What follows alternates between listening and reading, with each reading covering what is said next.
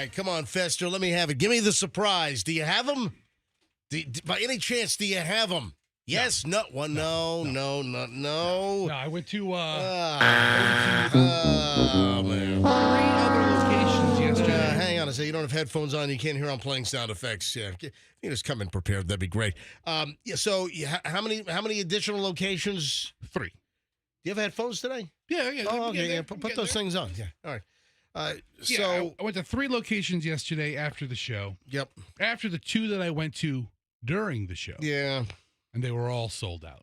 Yeah, I got a message from a listener that works at Walgreens who didn't hear us do that late in the show, caught it on the podcast replay later, and then said, hey, here it is, Melissa Parker. Even printed this thing out from my Instagram. Melissa Parker wrote a message to me that she works at Walgreens and didn't know why so many people were coming in yesterday asking for the mango gummies, the Walgreens discount brand. What was it called? Nice? Yeah. Nice. Yeah. So she was just wondering, why are so many people coming in? Well, the gummies have gone viral, apparently. So, and especially Generation Z, it's the younger crowd that's going gaga for the mango gummies from Walgreens, and it's their store brand. It's the Discount Nice brand, and they're described as peelable candy. They're just $1.99 a bag, but they're sold out everywhere. And then I get this listener, Melissa, who works at Walgreens, and then sent me a message on Instagram, sent me a DM. My DMs are open, folks. Slide in. Yeah, slide in my DMs. Yeah, this is what Melissa wrote. Just now listening to today's show, I wondered why I had so many more customers asking for the mango gummies today. I work at Walgreens in Plant City. If we ever get any in, I'll text Fester. That's right. You can always text Fester. You can always call Fester at 813-310-8444. Man, I love gummies. I love I gummy bears, but I love the cola gummies, the Haribo, Happy Cola gummies. I'm just an overall, I like the gummies that you get in the Delta Comfort Plus seats when they bring out the snack basket. Man, a lot of people overlook those, and I grab them all. And you love mango, right? You're a mango. I've heard you. You. Mango guy? No, I like mango. Yeah. I wouldn't say I love mango. Where'd you come up with I love mango? Well, I got you mangoes for your birthday one year, so I certainly hope you love mango. You used to always talk about it as one of your hot Trader Joe items to purchase. Well, no, I haven't bought those in a while. Really? The dried mango with the no sugar added. Key. The regular ones. They're kind of leathery. I like those, but I don't. I loved Mango, the character played by Chris Kattan on Saturday Night Live. Who doesn't? Remember that whole Mango character? I don't know, 15 years ago, whatever it was? All right, welcome, folks. It is the MJ Morning Show here on Q105, MJ and the crew. Cash Kitty's back in about 2 hours. 8 o'clock this morning, the Cash Kitty makes its first appearance. So every morning at 8 o'clock and then 10 o'clock, just as the show is ending, Cash Kitty comes back, then 12 noon, then 3 p.m., then 5 p.m. Oh, man, what's going on at Clearwater Beach? Body found in burning car at hotel? Ooh, that's scary. Is that like in a parking lot or a garage? Yeah, Fester, dig that up. Just some breaking news at Clearwater Beach. All right. What site is that? What building was that? Is there something called the Edge Hotel? I've never stayed there, but there may very well be. Let's look it up. I've never stayed at a hotel at Clearwater Beach. How about the Sand Pearl? You never gone down there? No, I've been down there, but I've never stayed I've never stayed in a hotel. Oh, you know what? I said Clearwater Beach. I've stayed at the Don Cesar before. St. Okay. Pete. That's St. Pete Beach, though. So I have done Don Cesar. Edge Hotel is on Clearwater Beach. It looks like it's right down there, Hamden Drive and Gulfview Boulevard. Yeah, it's got a 4.3 on Google. Yeah. That's what Fester. It's a 3-star hotel, the Edge Hotel. It's the body found in a burning car. What does that do to the? Well, it's not their fault, I would imagine. I don't know that it can help the Google ratings, though. Yeah, I hear what you're saying. All right, so busy show today. How was your ride in, everyone? A busy road. Yeah, I had a double dose of Reckless this morning. Really? Yeah, so for those that don't know, the whole crew, we are Hillsborough County residents. Fester, Froggy, Roxanne, myself. We all drive in from Hillsborough over the Howard Franklin into Pinellas every single morning.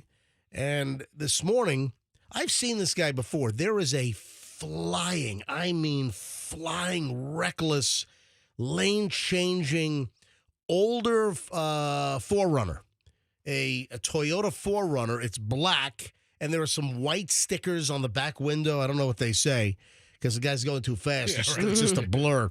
But there is, and this is, roughly 515, 520, in 525, in that area. And I've seen him multiple times.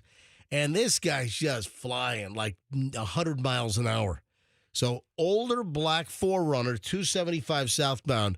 And I saw him this morning, just reckless, just driving 100, weaving in and out. And then also, double whammy day, there was a motorcyclist with a clear death wish, also driving, 90, 100 miles an hour, lane splitting, driving in between cars, Just crazy. Total death wish. So I thought my ride was a little more on the reckless side. Not me, just the observations of other motorists. When do we see the snowbirds leave? Because I'm feeling like there's a lot of traffic, even when we're driving in that 5 o'clock hour. And usually it's kind of dissipated by now. Yeah, snowbirds generally pull out in April. It's like late March into April is typically when the snowbirds pull out. Not that we see the snowbirds in the 5 o'clock hour. I don't know that I'm vacationing in Tampa Bay from Ontario and I'm out and about at 5:15 in the morning. Hey, 6:15, yes, you are. Yeah. Because they get up early. Yeah, they're getting the early bird special somewhere, right? Yeah, sure. All right, 6:08 at the MJ Morning Shows. We just get rolling here on a Wednesday. Oh, it's May 1st. Always on alert May Day to see if any of the communist countries do anything crazy. We got the protests. Yeah, Colombia, did you see Colombia up in New York with the protests? Finally, they went in last night. I got a couple of things to say. And then, of course, it's now spilled over to USF. I saw that. We had law enforcement having to clear the campus. Here in Florida, they're saying, listen, you can peacefully protest, but when you're unlawful and you have a gathering, you're told to disperse.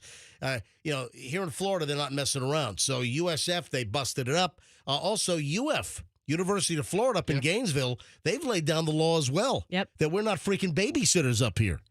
All right? Maybe New York and Columbia, they need to learn a thing or two from some Florida universities and how they're handling things. 6:08 MJ Morning Show, just getting rolling. Busy show today, back in minutes. Here's Pat. Crashes happen.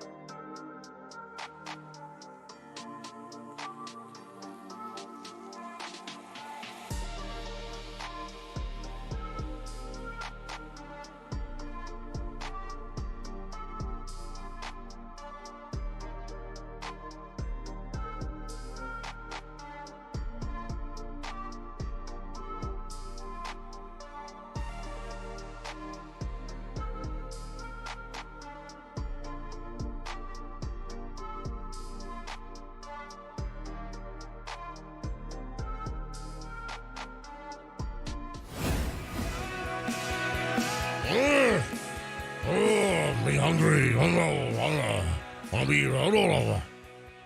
Any idea? Any idea what I'm doing? I mean, did you just hear that? I gave you a little audio daily double clue. Hungry. Any idea what I'm trying to imitate? Look, why are you smiling, Roxanne? Is it? Because it's very caveman-esque. Oh. Am I onto something? Oh. What did you just say? Caveman-esque. So you picked up the. Yeah, I hear that. You picked up that I was trying to do. That is 100% correct. Yes. So I was doing a caveman. Man, this is like, I don't know if it's like Pictionary because, We're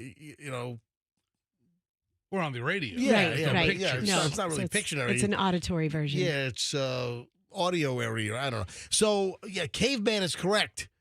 Me hungry. Need my woman to come here. I don't know where to take this from now. So I'm just gonna That's really say all the caveman stuff I know. Well, I'm just gonna lay it out. There's like new research out that cavemen thought to be like just total meat eaters. Now they're saying that cavemen actually they dined on plants as well. Because we've always heard, like the paleo diet, like the caveman diet, the folks that were doing, who's the dude that slipped and hit his head on the ice? Dr. Atkins? Atkins. The Atkins diet. Wasn't that all, your hair twirling? Yes, I am. Yeah, you're a hair twirler. I'm thinking very deeply about this. I'm twirling and thinking. Andrew, can we get a shot of Roxanne hair twirling, please?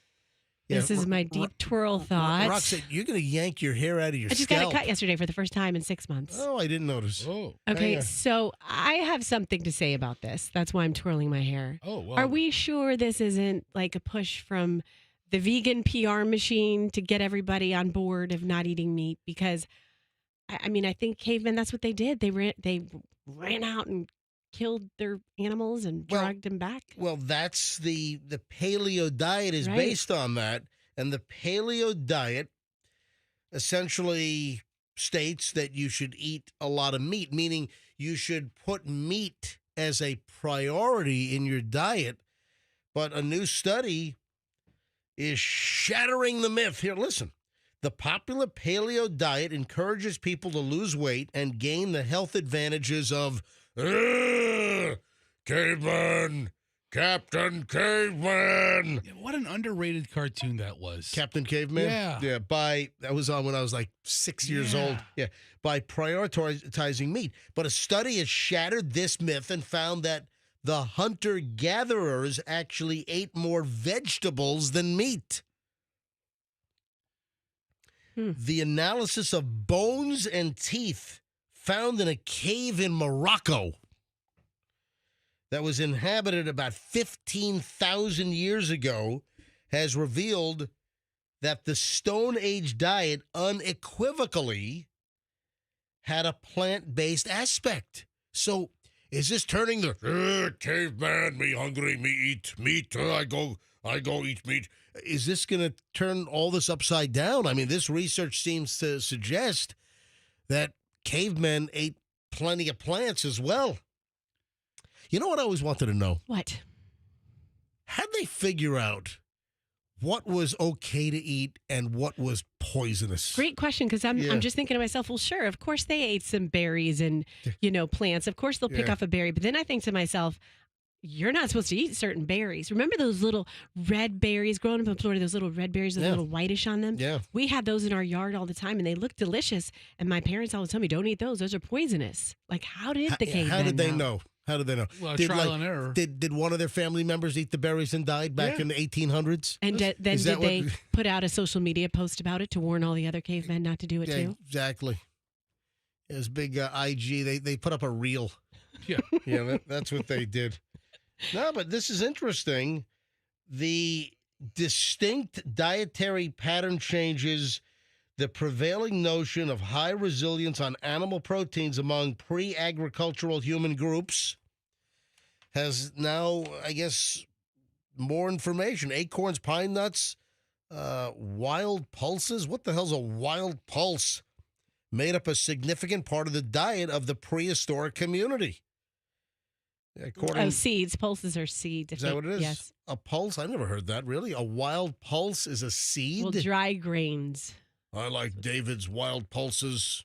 Spit out the shells in the dugout. Yeah, pulses are edible seeds from plants in the legume family. So I guess beans. That's a little play on all the baseball players that eat sunflower seeds and, spit them out all over the dugout. Yeah, instead of chewing tobacco. Hey, speaking of baseball, I just thought it was interesting, and I wanted to see if you'd be able to figure out what I was talking about. And Roxanne, you jump right in on Caveman, man. I know Caveman voice when I hear it. Look at that. She's a fan. Hey, speaking of baseball, I got a box. From who? From the Rays. Oh.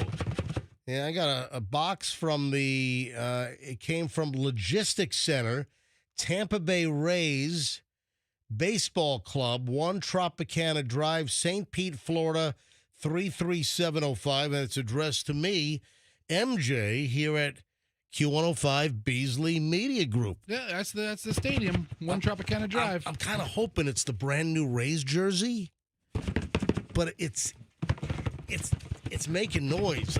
Could be a ball cap, like a loose ball cap in there. I don't know, but I would hope they'd send me the new jersey that everyone's going gaga over. Should I open it now or open it later? Open it whenever you like. Yeah. I'll open it right now. Hold on a minute. What did you think of the new jersey? Was it the city? Yeah, I liked wear? it. I liked it. It's got Like Skyway, right? And yeah, I like the overall black color of it. yeah, hang on a minute. But it's a different texture. It's like blackish, grayish. Me, Caveman, open up box from Rays. Open box. You know what? A caveman would have loved eating a Ray. You know what it reminds me of? It's kind of it's got skater vibes, doesn't it? Yeah, they use that as some of the inspiration. The new Ray logo, you can see the Skyway Bridge in the points of the Ray logo. Oh, the reason why it's making noise because there's a box in a box. A box in a box. So, all right, I'm holding this up on MJTV, and this is the actual box that came to me from the Rays. And then inside, there's another box. I don't know if it feels heavy enough to be a jersey. I don't know. Maybe it might be. So there's a black box inside. Could just be a fine T-shirt. with the Rays logo. Hang on a minute. Let me see. Let's see. It is a T-shirt. Okay. It's a golf shirt. Golf shirt. Nice. Oh yeah, look, that's very nice. It's a golf, so it's not a full jersey. You're not a jersey guy, though. I think a golf shirt would suit you fine. It's a black Rays golf shirt, and it has. Does it have the new logo on it? Is that the new logo? That thing right there. That's a Ray. Yeah, that looks like it does look like a. So that's the a Ray with. That's the jersey logo, and look, MJ, is it a Nike golf shirt? It is. Yeah, there's a purple Nike swoosh over on the right side. So I'm on the Rays store right now. Right. Would you care to guess how much they charge for that shirt? And I got some. How much? I got some multi-use decals. Okay. Look at that. Perfect. In the Nice. box. I did not get the expensive jersey, but I will not look a gift horse in the. What does that mean? What is a gift horse anyway? Gift horse is a free horse. Yeah, my grandparents, my mother and dad, don't look a gift horse in the mouth. If it's free, don't be too critical of it. Like my Doesn't mean don't be ungrateful. my great aunt Sylvia Yes. used to take the kids.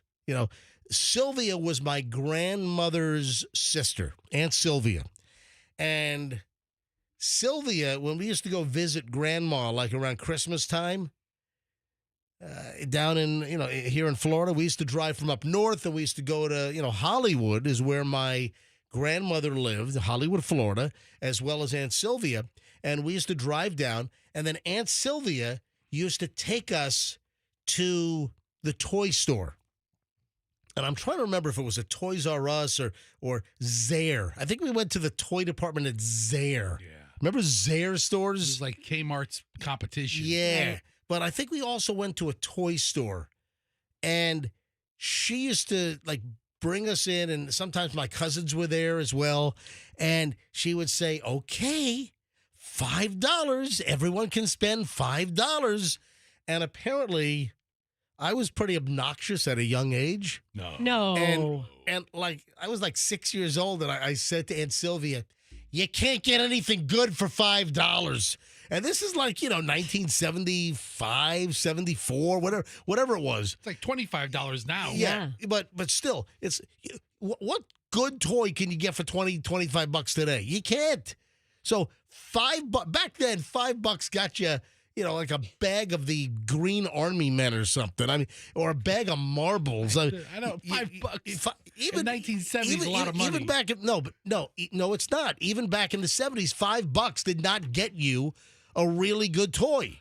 That's the point I'm trying to make. You're going in the other direction. You're a gift horse. Okay. But that's I think when I first heard that term is I remember complaining to my grandparents or my parents about Aunt Sylvia took us to the toy store and she only let us spend $5 each. And I'm like, you can't get anything good for $5, which apparently I told Aunt Sylvia that. And that's when I heard, don't look a gift horse in the mouth. You want me to explain it to you, the origin? It's kind of interesting. Because you know it off the top of your head or you Googled it? All right, I Googled it. Well, that and my just general horse knowledge. All right, go ahead. It's because if I were going to give you a horse, I'm like, here's a gift, MJ. Here's this lovely horse, Cinnamon. Here you go. And so you take Cinnamon, and instead of just saying, thank you for Cinnamon, Roxanne, you start assessing Cinnamon by looking at her teeth. Because that's how you are able to examine a horse is by examining the teeth. That helps you with the age and the health of the horse. So instead of just saying, thanks, Rox. What are you doing? I'm trying to smash things to make a Cinnamon, like Cinnamon's really in studio with us.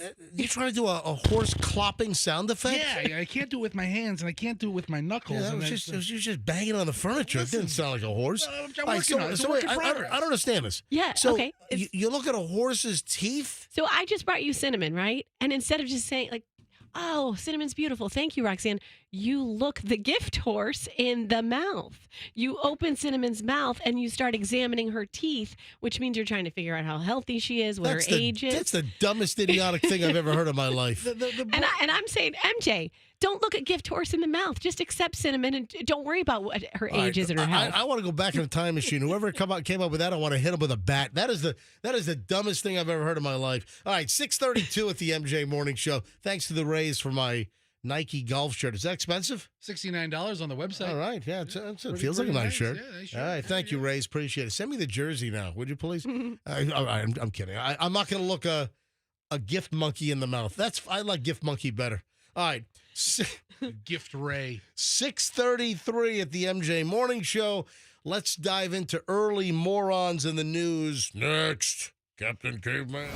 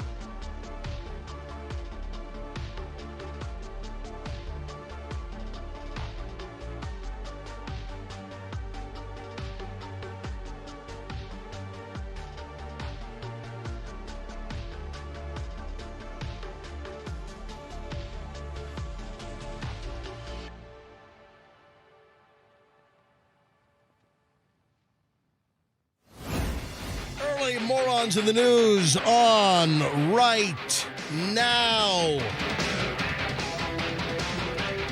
We got a crazy variety today. You know, daycare centers a lot of times have internal cameras so parents can watch their kid. You know what I'm talking about? You've seen this before. Like, sure. Roxanne, have you ever used a daycare center where you can log in? It's kind of like some like kennels. There are some kennels that have like cameras that you can watch your dogs while they're being boarded, whether you do like doggy daycare during the day or you go on an extended vacation, watch the doggies play outside in the yard or indoor playtime, whatever. You know what I'm talking about, right? Sure. I mean, not that I have had those types of daycares, but I know they exist. I know what you're talking about. But you have left your kids at kennels before. Well, of course. Yeah, right. Just when we go out of town, just for like a quick weekend trip or something. Yeah, a very disturbing video has popped up from a Los Angeles preschool. An employee violently pulled and pinned a 4-year-old boy on the ground. The mother is freaking out. Brianne Battle said, "I'm distraught after seeing the video. her 4-year-old kid was like manhandled, like roughly handled at the Kinder Kids Christian Preschool. Ooh. So it's even like some kind of Christian preschool. The surveillance shows the worker grabbing her son by his arms and then pinning both arms on the ground by his wrists. And then the employee's next seen yanking the boy by both ankles and carrying the kid upside down, dangling the tot in the air. Oh, my gosh. And if you're a parent, you're going to go nuts. Mom's watching the video and say, what the hell is going on here? Not everybody's cut out to work in a daycare. You know, the concerned mom said another worker at the preschool showed her the video, which prompted her to contact the owner to meet with her and demand answers about the treatment for her son. Now, she did not witness this live. It was shown to her after the fact. But again, you get a lot of these daycares where you can go to a website and click on a camera and watch your kids at play. And wouldn't the employees know that if they're on video that you don't, like, dangle a 4-year-old upside down and, you know, carry him upside down by his ankles? You would think. Now, the little 4-year-old apparently was a terror. A big meth user, had a switchblade on at the time. No, I'm kidding. I'm joking. But, man, that's just absolutely awful. All right, next, let's come closer to home here. St. Pete man trying to evade the Florida Highway Patrol doing 147. The hell? Whoa. I mean, what does that even feel like? This feels like the 10th story in the last couple of weeks where FHP has been involved in a really, really fast chase. And I pointed that out. Earlier, was it this week or was it late last week? I mentioned that we had a couple of high-speed chase stories and what's going on. It seems that it's just happening more and more. You said, what does it feel like? Yeah, to go that fast. I mean, I know when my car, you know, you start to go a little faster and you're like, oh, boy, I need to slow down. Like 147 miles an hour. I mean, how do you even have control of your vehicle? Yeah, I've done 156. Whoa. On a racetrack, of course. On a track, yes. And that track is called the Gandy Bridge. No, that is irresponsible of you. Irresponsible, yeah. That is not true. I've done 156, and that was at Sebring. So I was in a Corvette Z06 on the back stretch, and I hit 156 before I had a hard break to get into, I think it was turn 17 so at Sebring. I guess I can ask you, what did that feel like? I had to ride that line under the bridge and then back toward the paddock. Yeah, but no, it's fast. 156 is fast. So here are the details. FHP, I used Star FHP yesterday. Get out of here. What do you mean, get out of here? Why? What? I used them when I ran out of gas and I was stuck on the side of the road. A maniac going home on the Gandy, or I'm sorry, on the Howard Franklin that was going to cause a major accident. There was a black BMW. I think it was a 2 Series. It was a smaller BMW. I think it was a 2 Series car, black BMW, and this guy was doing well over 100 miles an hour. And first was in the left lane and then started dodging in and out like he was playing Frogger and was just going from lane to lane, lane 1 all the way to lane 4, lane 3, lane 2, weaving in and out, driving at a ridiculous high rate of speed. And I'm like, you know what? That guy is going to cause an accident. So I dialed Star FHP yesterday and on the way home after the morning show, and I reported it. And they were very pleasant. Sir, did you happen to get the license plate number? I said, no, it was a blur. You know, that's how fast the guy flew by me. And I said, northbound 275. Right now, he's beyond the hump, beyond the bridge. What can the cops do with that information, though? I mean, other than them seeing him as well. Well, they'll put it out on the radio or they'll message the troopers. And if there's any trooper that happens to be on 275 in that vicinity, you know, you have your eyes out, a little bolo, be on the lookout, or, you know, just heads up. You got a reckless BMW 2 Series black car that's just weaving and swerving and driving at a high rate of speed. So back over to this. The FHP said they arrested a St. Pete man. This was on Monday. High-speed chase into Tampa.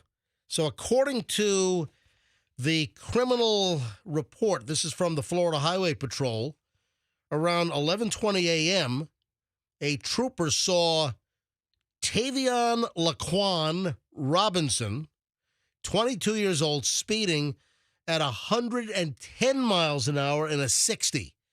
And this is on 275 west of State Road 688. Where's that? What's State Road 688? I always have trouble with the veterans. What number is that? Why can't you just call the Veterans it's the Expressway? veterans, but it's a number. I don't know the damn numbers. So according to the FHP, this dude was cutting in and out of traffic again, weaving and swerving. Troopers lit him up. They lit him up, tried to pull the guy over to exact a traffic stop, and that's when he just floored it even more. So 110 got up to 147. What was the cross street? He was speeding up to 147, ran a red light. All right, 688 is Ulmerton. In Pinellas County, it's Ulmerton Road. So 688 is Ulmerton Road. You could have just So said then, that, yeah, Dad. exactly. Then people know it as Ulmerton. I was on 688. Yeah. Traffic on 688 is really backed up today. So then he gets up to nearly 150 miles an hour, ran a red light at South Lois Avenue and State Road 60. So that would be, what, Kennedy? Yeah. Lois, right? Yeah. State Road 60 is Kennedy, right? And then that also becomes Brandon Boulevard. Then it meanders through downtown and turns to Adamo. Also Gulf to Bay. Then it's Gulf to Bay. That's what I'm thinking of State Road 60. Yeah, it's the whole thing. Yeah, that would make more sense. Yeah, then it crosses the Courtney Campbell. Yeah. Listen, it's also Yeehaw freaking Junction for State Road 60. Sure. Yeah. So give us the local roads, and then started to lose control, and then slammed into a curb and a sidewalk. Then recovered a little bit. The troopers still maintained the pursuit, and then this is where the troopers did the pit maneuver, where they kind of tapped the rear end of the car, spinning him out, and they finally were able to stop him. 2 males inside the car. Then they fled. So they spun out, doors open, boom. We got runners. They're going to run. And they ran. And then they briefly searched around Lois Avenue and West Estrella. That's South Tampa. And they were found inside a garbage can on Henderson Boulevard. That's all South Tampa. Really? Yeah. In a garbage can. Yeah. And Robinson, the driver, arrested on reckless driving charges, fleeing to elude. That's a felony. No valid driver's license. And then Robinson also in violation of probation. So he's clearly not a model citizen. Total schmuck on wheels, quite literally. But there's just more of these high-speed pursuits. And, the FHP policy has changed. The FHP now can pursue at higher speeds than they could just recently. So, folks, be careful. I mean, the drivers, the recklessness, the egregiousness is increasing. The traffic's getting worse around here. It's becoming more dangerous. 6:52 at the MJ Morning Show here on Q105. 7 o'clock hours on the way in just a matter of moments. When we get back, had this in the pile yesterday. This kind of intrigues me, kind of fascinates me. When a company mislabels the price on a product, people that think that, they have to sell you the product at that price. Well, not always, but there's a crazy story that you got to hear where apparently in this particular place, they had to give them the product for the low price. It'll all make sense in a minute. What do you mean, what? Well, the way you said it, I don't know. They had to. Yeah. So there's a story where a product was grossly mispriced, much lower. And the company was forced to give the person, I don't think that happens here in the U.S. All right, hold on. I mean, you got customer service, then you have the law. So hold on. We'll get into that coming up. And then apparently Fester's already pissed off a listener this morning. So I got to try to smooth this over. That's all on the way next here on the MJ Morning Show on Q105. If your garage door busts, you got a broken opener, comes off the track, it's...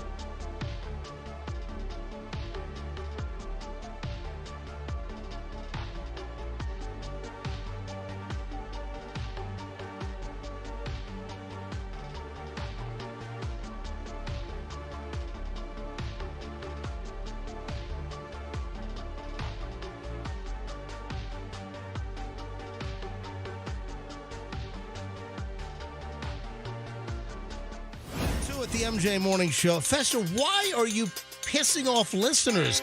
Dude, you know my connection to soccer and Chloe. You know, I was never a soccer fan until Chloe started playing.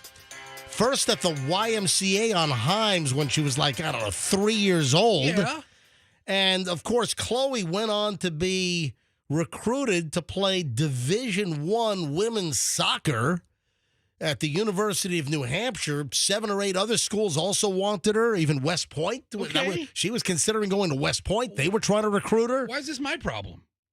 Fester just tells me that a listener contacts Fester via text and says, hey, can MJ mention some soccer tryouts later tonight? Yeah. And Fester said no. Yeah, I said no.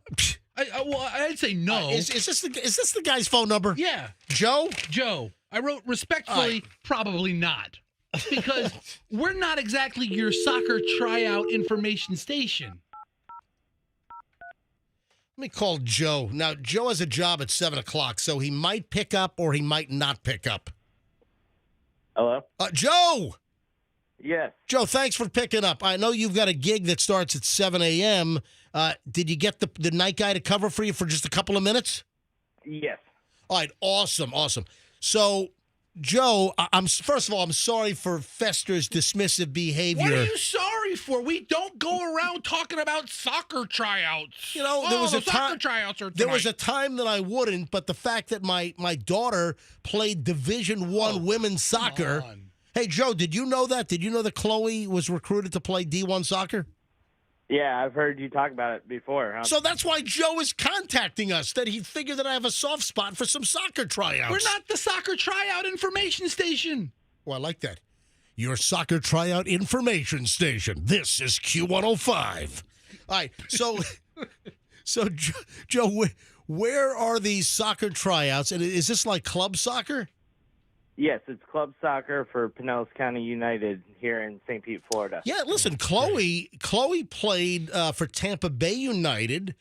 I can't even keep track. She played for a lot. Also, she trained with Coach Wade. Do you know Coach Wade?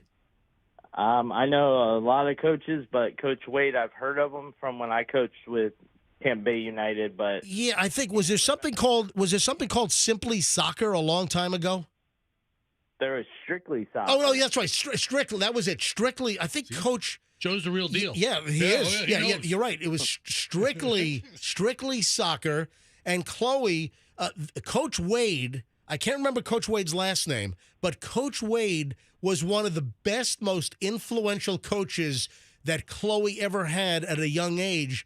And I think that that's probably why she ended up, playing Division I women's soccer. Beautiful story. Yeah. All right, so Joe, yes, I'm sorry that Fester blew you off. We don't Like talk a- about soccer like tryouts. like a vagrant begging for money at an off ramp on 275. I'm sorry he blew you off like that. So I apologize. So Joe, are you a coach? Yes, I am. All right. So what would you like to promote regarding the soccer tryouts? Well, we have tryouts starting tonight at 6 o'clock till 7 for our U9s to U14s over at 2800 75th Street North in St. Pete. And then our older teams, the U15s up to the U18s, start at 7:30 to 8:30. And it's tonight till Friday. What does the U stand for? U15. That's how Under nine. That's or it's under, like under, it's, under. the Gotcha. under, it's how they classify the age groups.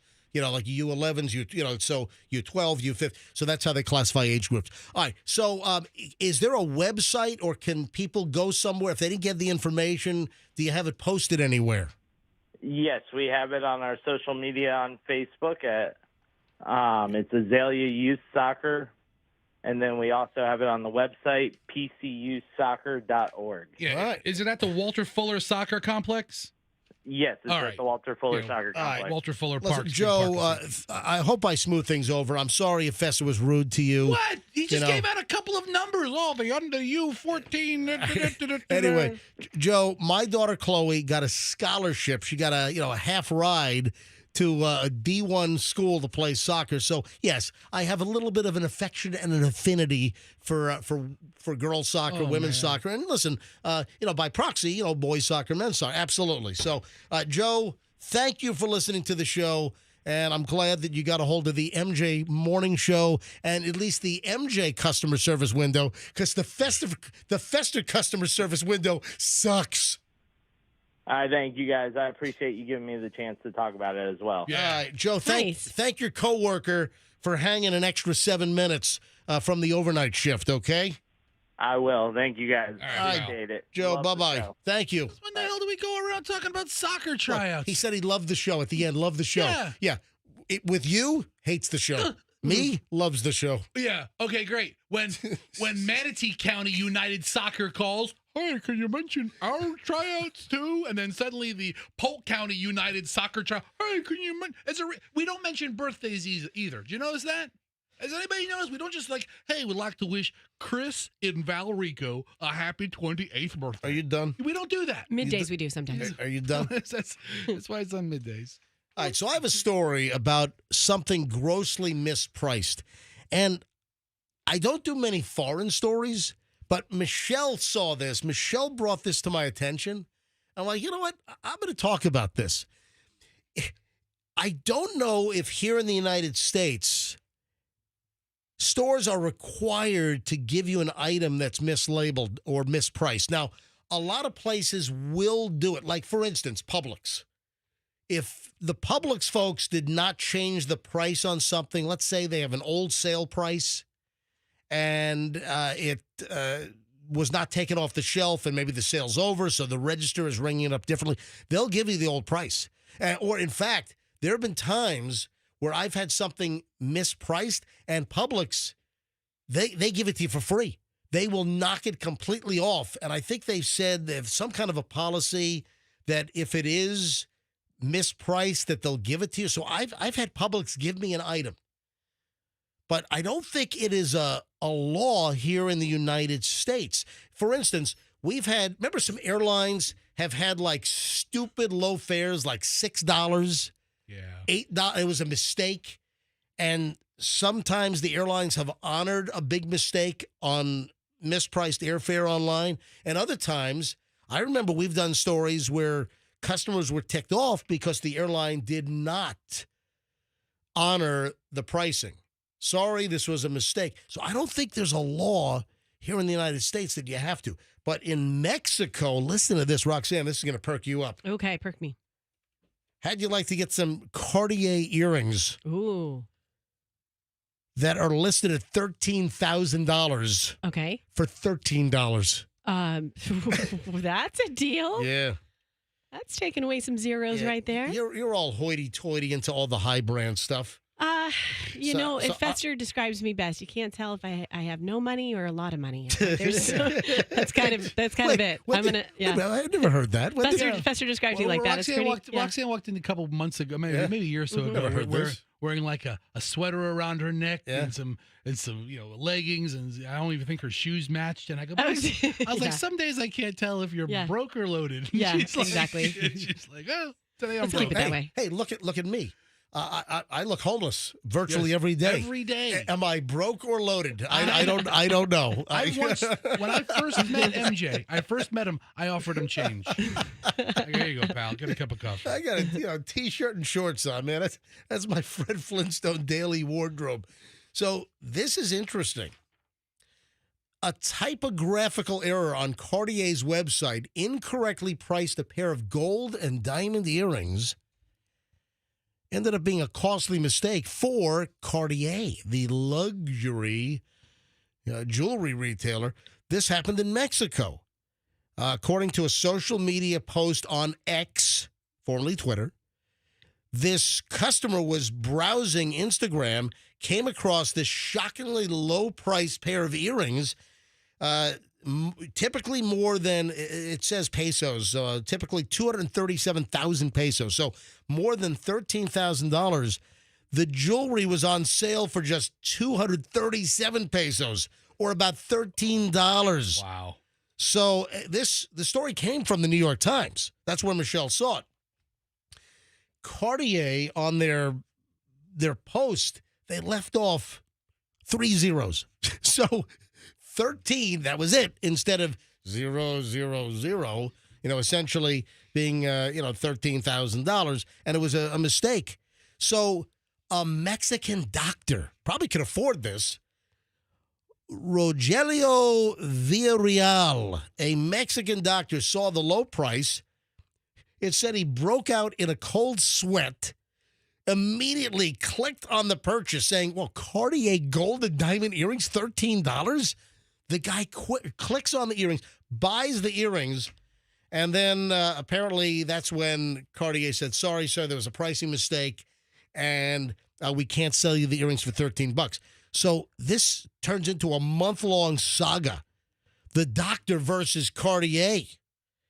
And Cartier tried to cancel the order altogether, and they were going to compensate the doctor, Dr. Villarreal, with a bottle of champagne and some leather accessory to, apologize. All right. Mm-hmm. So he thought that was unsatisfactory. He brought the case to the Mexico Federal Consumer Protection Agency. Now, they can't control drug cartels, but, man, if you're a consumer, they've got your back. So they essentially enforced this and forced Cartier to give him the earrings for $13. Wow. And they were $13,000 earrings. Ah, I thought that was a cool story. yeah, it but, really is. But here in the United States, they're not if it's a mistake, they don't have to give it. A lot of people. I remember growing up as a kid. Oh, if the price sticker's wrong, they have to give you the. They don't have to. A store does not have to do it, and people still think that they do, and that's just not the case. All right, when we get back in minutes, we start an hour and 20 minutes of nonstop MJ, folks. This is big every day. 1 hour, 20 minutes of nonstop MJ. Oh, Froggy is not here today. I don't know if we've recognized that yet, but no Froggy today, and Froggy is celebrating something very big. So Froggy said that he was partying so late last night that he had to take the day off because of a big DEA ruling. You know where this is going, Roxanne? I have an idea. Yeah. All right, so why is Froggy not here? Because he's partying, man, and he just couldn't make it today because of a Drug Enforcement Administration ruling that came down yesterday. We'll explain. Oh, also, I want to go over some of the locations that listeners are suggesting that Michelle and I go on our 30th wedding anniversary summer vacation. So I'll go over that list. We got a lot of stuff. Folks, I haven't even scratched the surface on what's coming up next because I've got an hour and 20 minutes to fill. Next on the MJ Morning Show here on Q105. Eric and Dave.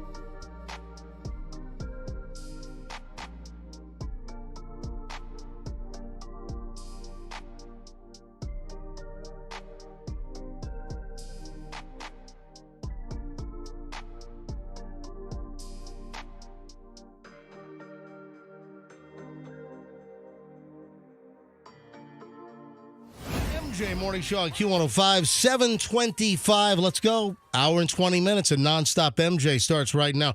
Roxanne, can I shake your hand on something real quick? I want to shake your hand. Mr. Germaphobe? No, You're no, not really a big handshaker. You're more a fist bump guy.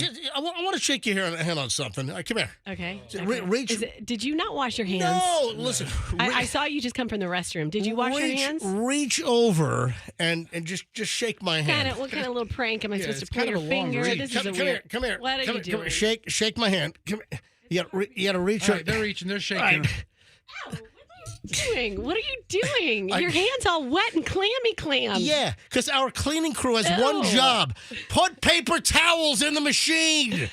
Oh my gosh. Yeah, my hands are wet. It's like we're on a date and you're all sweaty and nervous and your hands all clammy. This is the second day in a row that our cleaning crew isn't that job one just to. Isn't that job one just to make sure that the paper towel dispenser in the men's room has paper towel? Well, you know what I resort to when that happens is MJ just grab the sheets that you lay on top of the toilet to protect your butt. But then you use those and they're like paper mache. They come disintegrate apart in your hand. They're not exactly absorbent. No, they aren't. And then you got like little nubs all over your hand. 2 days in a row now, the cleaning crew here has not put paper towel in the machine. How many times do I complain about, there was no soap either in the machine, so. Just spit on your hand. No, I just shook your hand with no soap. Oh, great. No, Okay. I'm kidding. I'm kidding. No, there was soap in the machine, so we did have soap in the dispenser, and we have the little electronic one that's motion activated, where it goes, And you have to like karate chop underneath. Yeah. That's not annoying. You want to hear the most annoying noise in the world? More of that. All right. So we have soap, but we have no paper towel. 2 days in a row. One job. Cleaning crew. Here in our building. And what is this? Koger? Bay Set? What is this place called I now? don't even know. Bayfront? Bay Care? What is this place called? Is there a port in there somewhere? Bayport? Oh, man. Speaking of Bay. Isn't Bay Care, isn't that The hospital? is that St. Joe's? Big hair, is it St. Joe's? I'm not exactly sure. I think it is. Anyway, so come on. Paper towel. Get the in papers. the Get the papers. dispensers. Yes. Yeah, please get the paper. Get the paper, Towel. if you could. All right, welcome back. MJ Morning Show here on Q105. No Froggy. Froggy is not here today. Froggy asked if he could take a day off because he was up very, very late last night. Apparently, he, I think, close to OD'd on, he's just very excited. Very excited because he heard the news that the DEA, the Drug Enforcement Administration, that they are moving to reclassify marijuana. Take it out of Schedule 1 status and move it to Schedule 3. Yeah, that puts it like in the same category as I think Alka-Seltzer. Nicotine, right. Well, no, I'm kidding. It's not. But this is historic. This news broke yesterday. From the feds, it would not legalize marijuana outright, but this is a major, major shift in policy. The DEA, the Drug Enforcement Administration, they are supporting the reclassification and recommending that marijuana be moved from Schedule 1 classification. In Schedule 1, that's the same as like heroin. Yeah. Is it? Ecstasy, yeah. So marijuana, clearly marijuana is not as bad as some black tar heroin, okay? Now, I don't smoke pot. I don't give a crap. I'm not a pot smoker. I've never even took a toke. Am I making you laugh? Yeah. Is that a thing? Is took a toke Took a the toke. lingo? The alliteration of took a toke. Mm-hmm. Sounds like an Indian leader. Took a toke. Oh, Chief took a toke. Yes. I've never taken, or I never took a toke. That's grammatically correct. Or I've never taken a toke. It just never. I've never smoked marijuana, so I really don't care. But this is a big deal. A recommendation to move marijuana at a Schedule 1 classification to Schedule 3, and Schedule 3 has drugs like steroids. Isn't ketamine or something in that category? Ketamine is in there. Testosterone is actually a Schedule 3. So a source yesterday confirmed that the Department of Justice is going to send its recommendation to the White House's Office of Management and Budget, which will take a look-see. And this could be the major first step to reclassify marijuana. Yeah, no comment out of the White House on this yesterday, but there was a statement that said today the Attorney General circulated a proposal to reclassify marijuana from Schedule 1 to Schedule 3. Once published by the Federal Register, it will initiate a formal rulemaking process as prescribed by Congress in the Controlled Substances Act. So this is a big deal. And Froggy, apparently when the news broke, he just went into party mode and just partying all night long, and just couldn't make it today. Said, hey, it's a monumental day. Do you mind if I take the day off? Yeah. Listen, he's been on a pretty good run. He's actually done like 2 straight weeks without calling in sick. He has. Good for him. Good for him. Yeah, 2 straight weeks without calling in sick. I've done, I think about 28 straight years. All right, but for Froggy, two straight weeks that's some good stuff right there. I say he's good at protecting his creative boundaries. Yeah. So, what does this really mean? Does it change law enforcement or penalization? Well, I penalties? What's the right I word? think it might be a precursor, actually, to a potential federal legalization. Right. So even though we're talking federal right now, it's classified as the same as ecstasy. Yeah, federally? and heroin. Yeah, That's right. crazy. Marijuana is a Schedule 1, and they're proposing moving it to a Schedule 3. So Yeah. I'm not a pot smoker, but Yeah. I mean, there's a difference between heroin, and smoking weed. I think a lot of folks. Oh, absolutely. Listen, there clearly, there's a difference I've heard. between having a bent spoon in your pocket and a lighter, and some heroin that you're lighting up and injecting in. Can't find a vein here. Let me go to the toes. Clearly there's a difference. yeah, catastrophic, life ruining versus I'd say so. And listen. Some people for years have been saying, just sell it, legalize it, tax it, Now, tax it. Hey, cut my income taxes and just tax the marijuana. How about that? We could float the whole country off of it. That's what I like to do. There's a report. Listen to this. There's a report that the feds took 250 cameras out of Diddy's home. Oof. We've been kind of following this, and I got to be honest. I'm waiting. When a big story happens, there's a big federal raid, the feds go in, search warrant like they did. What was that, a month ago or so? When did that happen? What was the date? Earlier in April. I have to find the exact date. Yeah. So the feds went into P. Diddy, Puff Daddy, Sean Combs, whatever the hell his name is. So the feds did a simultaneous raid down in Miami and then his house out in L.A. And we're kind of waiting. I'm just like on pins and needles here. I'm sitting on the edge of glory like Lady Gaga. I'm waiting for something to drop. When is the DOJ going to announce that they've got some serious charges against Diddy? It's expected.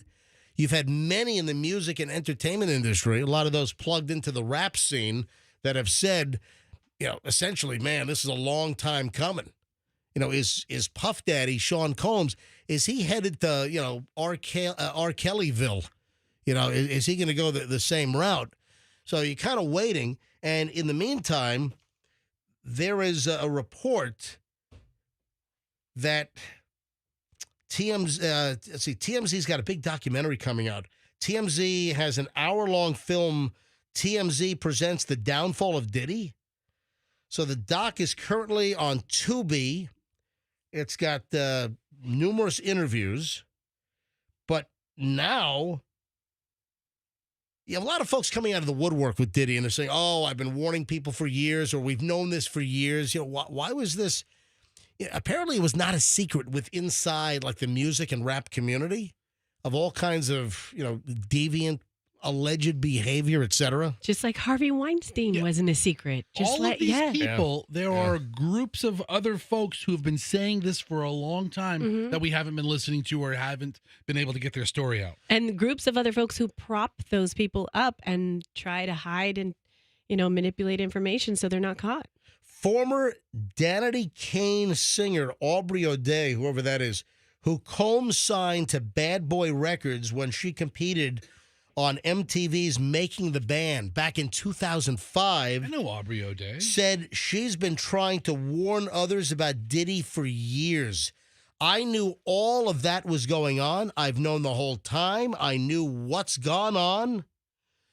Her quote continues, a lot of people do, regarding the accusations and all the civil lawsuits that are now popping up against Diddy. She said, I was literally text messaging producers, employers from top to bottom levels like, y'all know what the bleep you saw. People were scared. Harvey Levin, with TMZ, asked her what she was afraid of, and she said, anything you possibly could think of, Harvey, is what she said. So he's been accused of rape, sex trafficking, domestic violence, harassment, other crimes, a bunch of lawsuits. And with the feds raiding, you had the Department of Homeland Security. The Department of Homeland Security, they raided his mansions here in Florida, down in Miami, and also Los Angeles. And reports are that they pulled 250 surveillance cameras out of his homes. Oh, man. And remember, we've also heard that he had cameras in every room, even like bedrooms. So there's been a rumbling that if you stayed in one of Diddy's mansions, that he had a hidden camera in the room in which you slept or where you did some other stuff. Sure. Yep. He has all the footage. They have 250 cameras they took from his house. A lot of people may be running from that tape. That's another quote inside. That's according to former Bad Boy Records rapper Mark Curry. You know who that is? No. Mark Curry said that the feds, they have 250 cameras they took from the houses. 250 cameras. Did the feds really, do they take the cameras or they just look for like the hard drive or tapes or whatever? Do they really take the cameras out? I don't know. Anyway, so when is a shoe going to drop on Diddy? Hey, the R. Kelly stuff, remember, that was circulating back in the early 2000s, right? I mean, the R. Kelly stuff, and look how long it took for R. Kelly to finally go to federal prison. So we will watch this very, very closely here on the MJ Morning Show. Hey, speaking of music, we mentioned yesterday, this is later in the show, that Britney Spears is like seemingly melting down again. That Britney is having, it appears to be some additional episodes, and many are saying she's starting to disintegrate again with erratic behavior. There's video that popped up yesterday of Britney rambling in her car and calls her sister Jamie Lynn a bitch. And it's like this rambling, just long video. And this is just adding to people saying that Britney's having additional episodes and she's, melting down. I'll play a little bit of the audio of her just in her car, and she posted this on social. Beautiful people, what are we doing today? We're going horse riding. We're going horseback riding. Woohoo. And we're going up these windy hills, and we're all just kind of like, where is this going? Now we see a white school bus. That's kind of sharp. That's really sharp. Nina, can I talk like you now? It's really sharp. It's very, very sharp. I'm gonna get a little louder. That is very sharp. A white school bus. I've never seen a white school bus. Oh, wow. It keeps going. Why is she like doing baby talk? Do you hear that? She's got Sounds like Roxanne's 4-year-old. But my 4-year-old can't say her R's.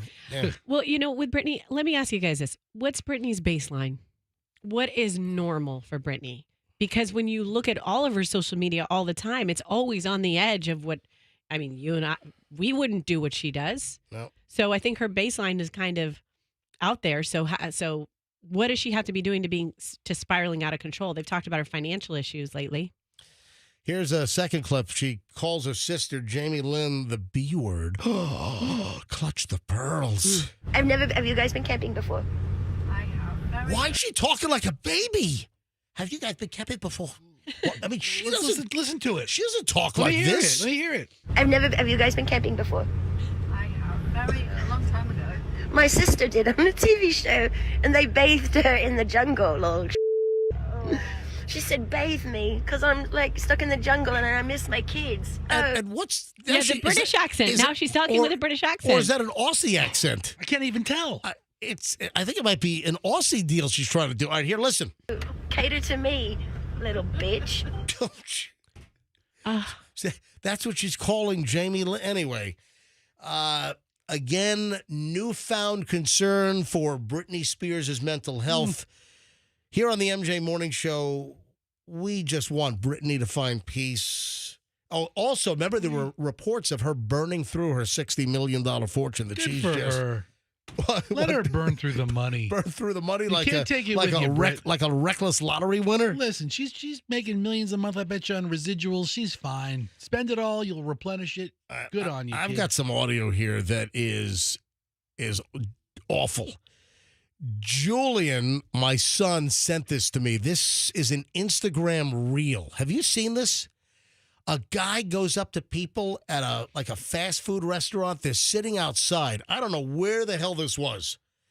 Yeah, Fester, maybe you can do a little research with the information you get from the audio bite. But two people, a woman and a man, these are, younger woman, younger man. They're sitting outside at some kind of a burger joint. They're sitting outside at a fast food restaurant, and a guy comes up to them and says he's hungry. Could he get some money for food? And then this thing takes a freaking shocking turn. I mean, whoa! Shocking turn. Listen to this exchange. This is the first part. Yo, excuse me, guys. I'm trying to get something to eat. You think you might have any spare change by any chance? I could get you a $5 meal. If you could, it'd be a blessing. Thank you so much. I really appreciate it. What's your name? My name is Fun. Fanya, I'm Trey. Thank you. All right, so the guy walks up to them. They're sitting outside. They're at a fast food restaurant, and he says, "I'm really hungry. Can I get some money for food?" You just heard the audio bite. And the young woman says, "I'll go buy you a $5 meal." All right, let's listen to that one more time. Yo, excuse me, guys. I'm trying to get something to eat. You think you might have any spare change by any chance? I could get you a $5 meal. If you could, it'd be a blessing. Thank you so much. I really appreciate it. What's your name? My name is Fun. Fanya, I'm Trey. Thank you. All right, that's cut one. So she goes, what are you grumbling about? You're going, All right. I don't know where this is going. But well, you're about to find out where this is going. I think I've seen another video or something that might be like this. The question is this real, or is this like some invented online video acting? Yeah. Is this like just invented fake content? All right. So she apparently goes and buys this guy a $5 meal. Right. Here's the second part of the video. Thank you so much. I appreciate it. Hey, guys. I just want to say thank you so much for giving me that food. I want to give you this rock. Now, if you didn't give me any money to get food, I would have bashed both your skulls in with that rock. But I want to say life's about choices. And you made a valuable choice and the correct choice. You decided to spare money for that meal, and I decided to spare your lives. What? All right, that's not the kind of video I've saw before. Creepy. Yes, that's why I'm bringing this up. Is this real? Is this fake? So the guy then gets the meal. The second part of the video, you see him pick up a rock. This is like a hand-sized big rock, like an entire male hand. The rock takes up the whole hand. He picks up the rock and then dumps it on the table, tosses it on the tray, the plastic tray at the fast food place where they're eating, drops the rock on the tray, and then hits him with that creepy stuff. Thanks for buying me the meal. You made the right decision, because if you didn't give me the money for the meal, I was going to bash your heads in with this rock. All right, here it is again, one more time. Thank you so much. I appreciate it. Hey, guys, I just want to say thank you so much for giving me that food. I want to give you this rock. Now, if you didn't give me any money to get food, I would have bashed both your skulls in with that rock. But I want to say, life's about choices. And you made a valuable choice, and the correct choice. You decided to spare money for that meal, and I decided to spare your lives. What?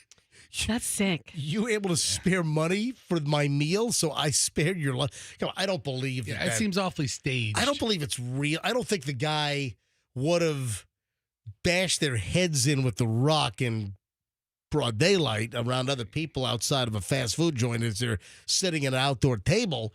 But is that just a staged? Is that a scripted? Is that, again, everyone's trying to be a content creator online. Does anyone have any thoughts on that? Any of our listeners, do you know what that's from? Do you have any more information than what I have? The only information that I have is that Julian sent me that reel last night on Instagram. That my son found that and sent it to me.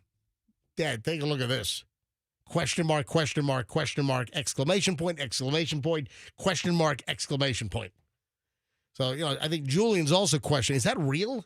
Yeah, I mean, anybody know? 800-990-1047. 800-990-1047. seems like that guy could get in some pretty big trouble, right? And he's putting himself out there. Yeah.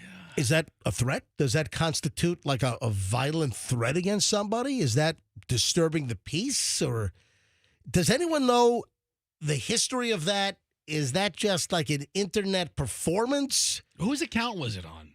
I mean, can we look this guy up?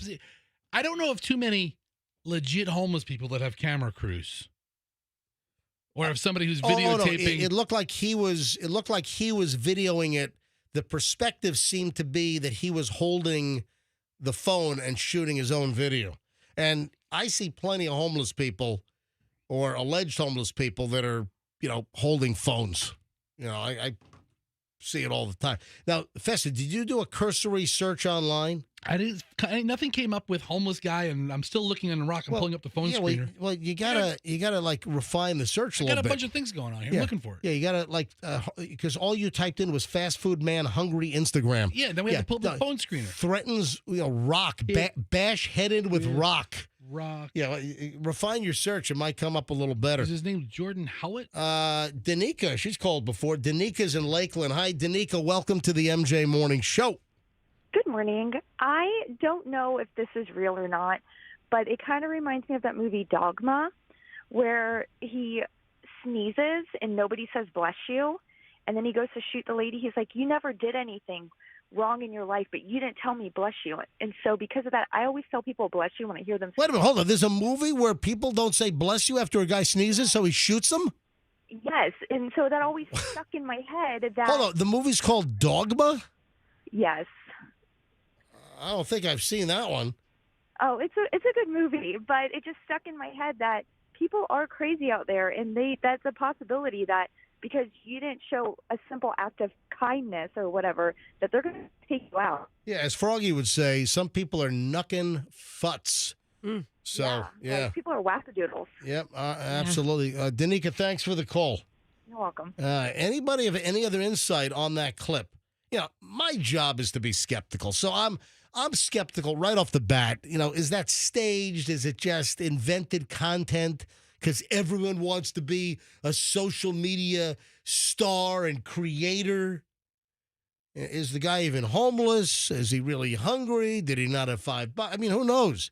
But man, that thing takes a turn, doesn't it, Roxanne? It really does. I mean, that's just. But you know what? As a survival instinct, I'll tell you something kind of strange as I'm listening to this. Yeah. Hey, Kelly, hold on. I'll get to you in a second. When I'm out, meeting different people and in situations, and if I ever feel nervous about something, my defense is to be really nice to someone. You know what I mean? Like if I'm, remember the other day someone was saying in here how they pump gas and they have a knife in their hand when they pump gas? Yeah, Froggy carries a said knife. that, Yeah, right? Froggy carries a knife. Because you're worried about having your head caved in. Is that a Checkers? I'm looking at the band. It might be a Checkers Yeah. or Rallies. They're sitting outside. Yeah, is that Checkers, Rallies? It might be. You know what? He could have been just scaring the crap out of these people. These people could be marks. Or he could just be shooting video to get a Right, to jillion get hits. hits on Yeah. Instagram and TikTok. Right. But Yeah. I don't know that these people are necessarily in on it. He walked up to him and then the threat after Right. the fact.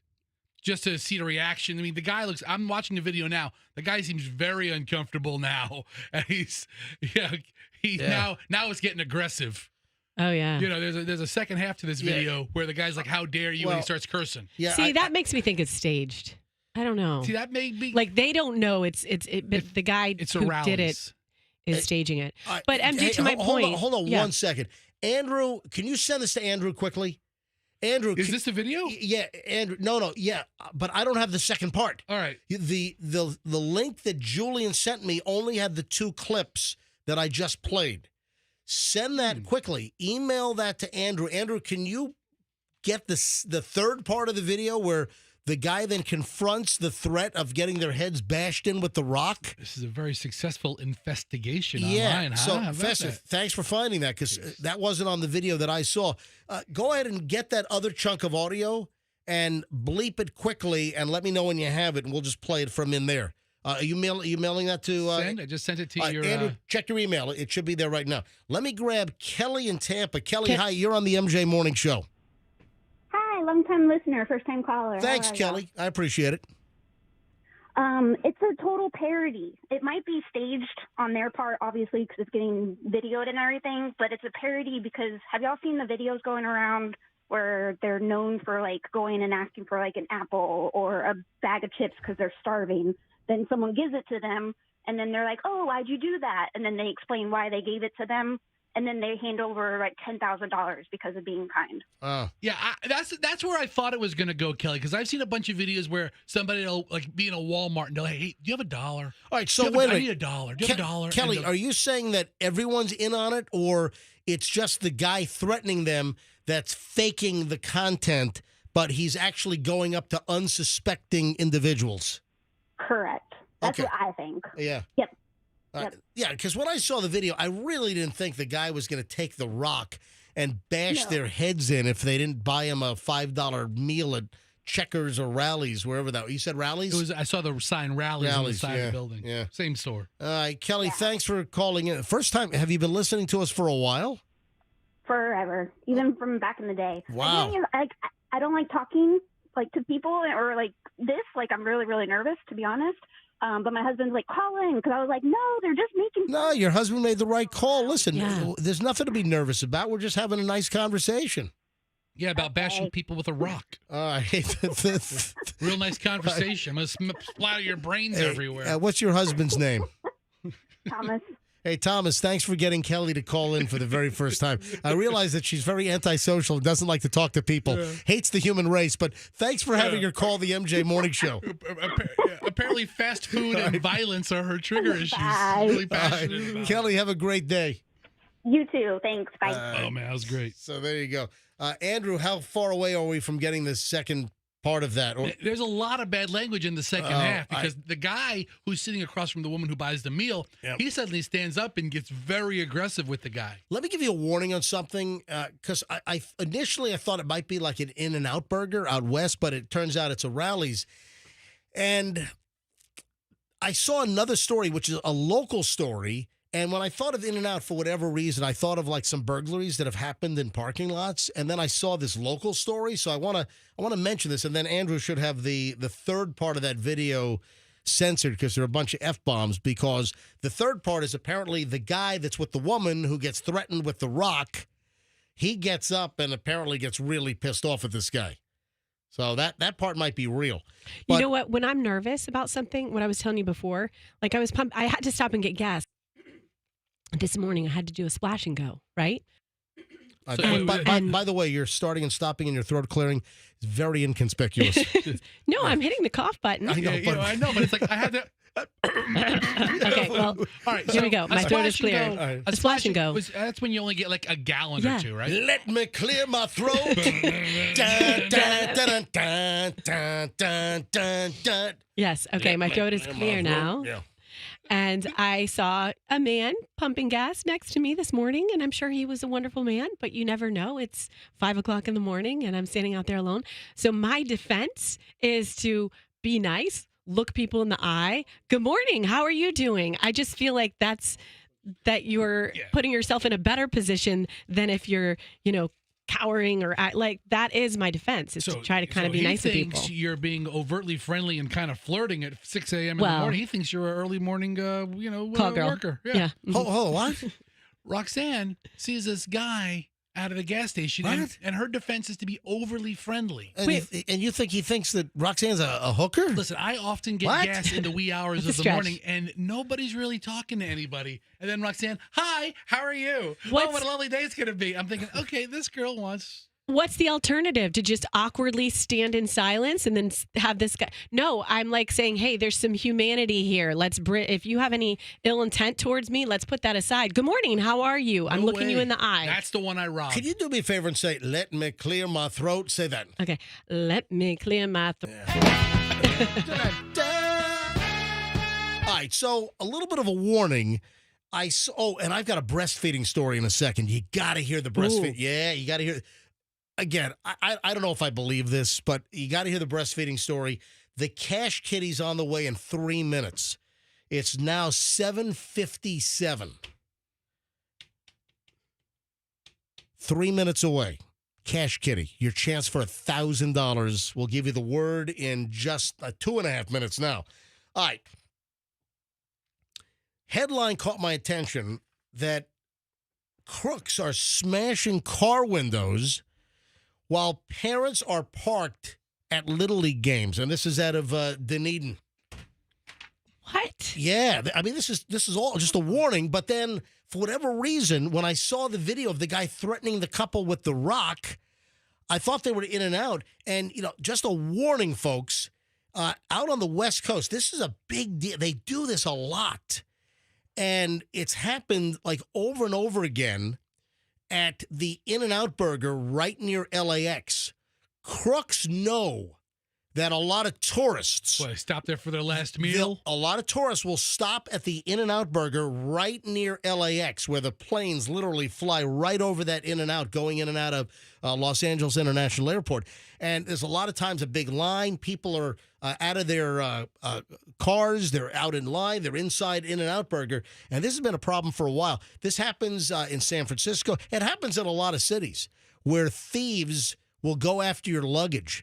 So over at In-N-Out near LAX, they know that a lot of tourists are stopping by, and they have luggage with probably a lot of valuables in them.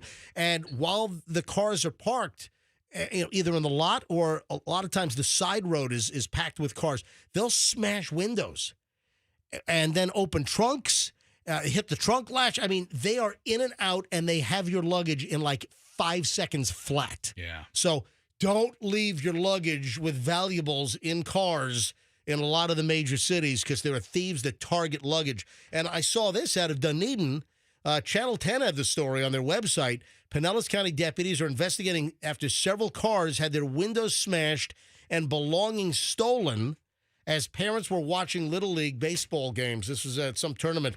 Investigators said it happened around 7 p.m. late last week near Greater Dunedin Little League. None of us heard anything, and the alarms in the cars never went off, said Casey Syrie, who found one of her SUV windows shattered. What kind of crappy alarm system do they have? Yeah, after leaving the Suns game. We leave the game, and 7 of us find our windows smashed and our cars victimized. That's awful. That sucks. Yeah, less than 100 yards from us and robbed us blind in less than a couple of minutes. Handbags, laptops, cash, medication, all stolen. In Cyrie's car, they took upwards of $3,000 from her car alone. That sucks. So listen, it's not just In-N-Out Burger at LAX. Here we go. the sleepy hamlet of Dunedin and a Little League parking lot. I mean, my God. Wow, where can you have any family fun anymore? You know what? People suck. Yeah, they do. You know what doesn't suck? Cash Kitty. No. Yeah. Nah. Cash Kitty's got $1,000 for you right now. This hour's word is bounty, as in the quicker picker-upper. Yeah, don't text quicker picker-upper. Text bounty, all right? Or there's a big bounty that we're giving out right now. All right, this hour's word is bounty, B-O-U-N-T-Y. Text the word bounty right now nationwide to 45911 before quarter after, before 8:15 for a shot at $1,000 cash. Or you can enter it on the Q105 app or at myq105.com. The word is bounty, B-O-U-N-T-Y. Text it right now nationwide to 45911. Good luck, Cash Kitty, here on the MJ Morning Show on Q105. And then the Cash Kitty comes back with another $1,000 at 10 o'clock right after the morning show. And then 12 noon, 3 p.m., and then 5 p.m. So Cash Kitty all day long right here on Q105. All right, you found the third part, correct? All right, so is it bleeped? All right, here's part 3. Let me play parts 1, 2, and 3, because all I had originally was parts 1 and 2, and now we have the third part, which had to be highly censored. Listen. Yo, excuse me, guys. I'm trying to get something to eat. You think you might have any spare change by any chance? You want a number? Okay. I can get you a $5 bill. If you could, it'd be a blessing. Thank you so much. I really appreciate it. What's your name? My name is Fun. Fanya, I'm Trey. Thank you. All right, so guy goes up to this young woman and man outside of a Rally's. They're sitting outside at the little tables, you know, the metal tables with the holes in it and the little umbrella. So they're sitting outside. Guy says, hey, I'm really hungry. And she says, hey, I'll buy you a $5 meal. Then after he eats the meal, this guy says, Thank you so much. I appreciate it. Hey, guys, I just want to say thank you so much for giving me that food. I want to give you this rock. Now, if you didn't give me any money to get food, I would have bashed both your skulls in with that rock. But I want to say life's about choices. And you made a valuable choice and the correct choice. You decided to spare money for that meal, and I decided to spare your lives. I don't know if that's real or fake. It seems like the two people that he approached, that they were stunned. Now, I don't think he was really going to bash their skulls in with the rock if they didn't buy him a meal at Rally's. But, you know, he's probably just a content creator. Here's the third part now, which was not on the original video that my son Julian sent me last night. This is part 3, and this is the guy confronting this guy making the threat. What are you talking about, bro? Spend my You life guys for are what? super sweet. Are you serious? Bro, get your in You bounds. guys are really sweet, you know? Talk I to me like appreciate that. How dare you, bro? Thank you. Don't But you're get lucky. a kind gesture to buy Yeah. you something, and that's what you want? You want to get hit with the you don't take it. I know you're not complaining about that, but you're a big ass. Domestic violence. Hitting your wife? You're abusive? You're abusive, fool. This whole thing's staged. You know, I it's don't all know. staged. The last part, I don't know if that's staged. He's the Yeah. everything he's doing is staged Yeah, for clicks. I The other guy yeah. gave a genuine reaction Yeah. because you Yeah. see him aggressively shove his Yeah. lady friend to the car Right. in a, get the hell out of here, Yeah. evacuate the situation. I think the victims are real. The guy shooting Yeah. the video is just an internet prankster just trying to get hits and views. That's an awful thing to do to someone. That's an awful way to prank someone, first of all. You know, he says, okay, you made the correct decision. You made the right choice by helping someone. In today's day and age, people are budgeting. They might not have the money to go buy someone something, and guess what? Nobody has to. You may have had a bad interaction before and thought, I'm not going to, last time I helped a stranger out, they screwed me. Well, then you get the rock. Yeah. People are nuts, though. You and your budget. People are out Yeah. of control. Listen to Got a this. budget. Real or fake on this? I saw this story. I'm like, really? Apparently, this was posted on the former Twitter, posted on X, and there's a couple, and the story goes like this. A husband sent a text to his wife that he wants to end their marriage. All right, I don't know if I believe this, but I'm going to run it by you anyway. Guy texts his wife and says that he wants to end the marriage for an absolutely insane reason. She has recently given birth to a son, and he says, this is the man, the husband, says, "You've been breastfeeding. You know how I effing feel about that." She then asks, "Are you coming to get me?" And he says, "I don't know if I am." So it looks like she's getting ready to get picked up. And then it progresses to, "You know how I feel about breastfeeding. You go behind my back and do something I've stressed about not doing." And he essentially says that, "I want a divorce because you've breastfed my son, and now her assets have been in another man's mouth." This is insane. The boy? Come on. Yeah. Yeah, this is insane. Right. The fact that the baby breastfed from mother, the husband is allegedly saying, "That's it, I want a divorce. Your, tatas have been in another man's mouth." Are you freaking kidding me? This cannot be real. Come on. No, it can't be. Give me a break. It's ridiculous. Hey, I have a question for both you guys. Fester just stepped out for a moment. MJ, have you? No, he didn't. He's on the floor. Oh, there. Yeah, he's out the side. Are you all right? So he's all choked up. Are you all right? We're eating Snickers over here. So did you inhale a peanut? All right. Okay, so the Had a lot going on this morning. question for both of you guys: right, were what's you breastfed? I was not breastfed. You were not breastfed. No. Okay, Fester, I don't know. you don't know. I don't know. Okay. That So- didn't come up in adult conversation with the old lady, Oh. Hey, Ma, what about it? A while ago, I used to be doing this own Roxanne statistical analysis, and I would talk to my guy friends or any guys I knew and find out if they were breastfed. And then the follow-up question is, are you a boob man or a butt guy? Wait a sec. Hold And on. so I'm trying to draw a correlation. You would try to correlate that if a guy that you were dating was breastfed, that would make them a boob guy versus a butt guy? That's what I was trying to figure out. Is there a correlation? It was a scientific study. First of all, why can't you be both? Why can't you be a little piggy Yeah. and like boobs and butts? Like the whole package. Why do you have to take just one? So I mean, good for you. If you're a both kind of guy, I that's great. I'm boobs and butt, but I'll tell you, crappy personality ruins the whole thing. Fester, your That's it. voice just went 3 octaves higher. So I got a Are lot. you all right? Dude? So the new sales assistants, right? Yeah. Her candy bowl game is on point. How about you stop grazing during every break at the sales assistants' candy bowls at their cubicles? So I go and she has new fun size Snickers bars, right? She has a whole big bag. You're eating so fast, you inhaled the peanut chunk. No, not so fast. It's in your lung. One did get lodged, and I had You've a heard little. of black lung? Fester's got peanut lung. Dude, I wish I've. It's probably a real thing, peanut dust lung. People are dying all over Georgia because of it. No, yeah, I had a That's what's got Jimmy Carter right now. Peanut lung. poor bastard. Yeah.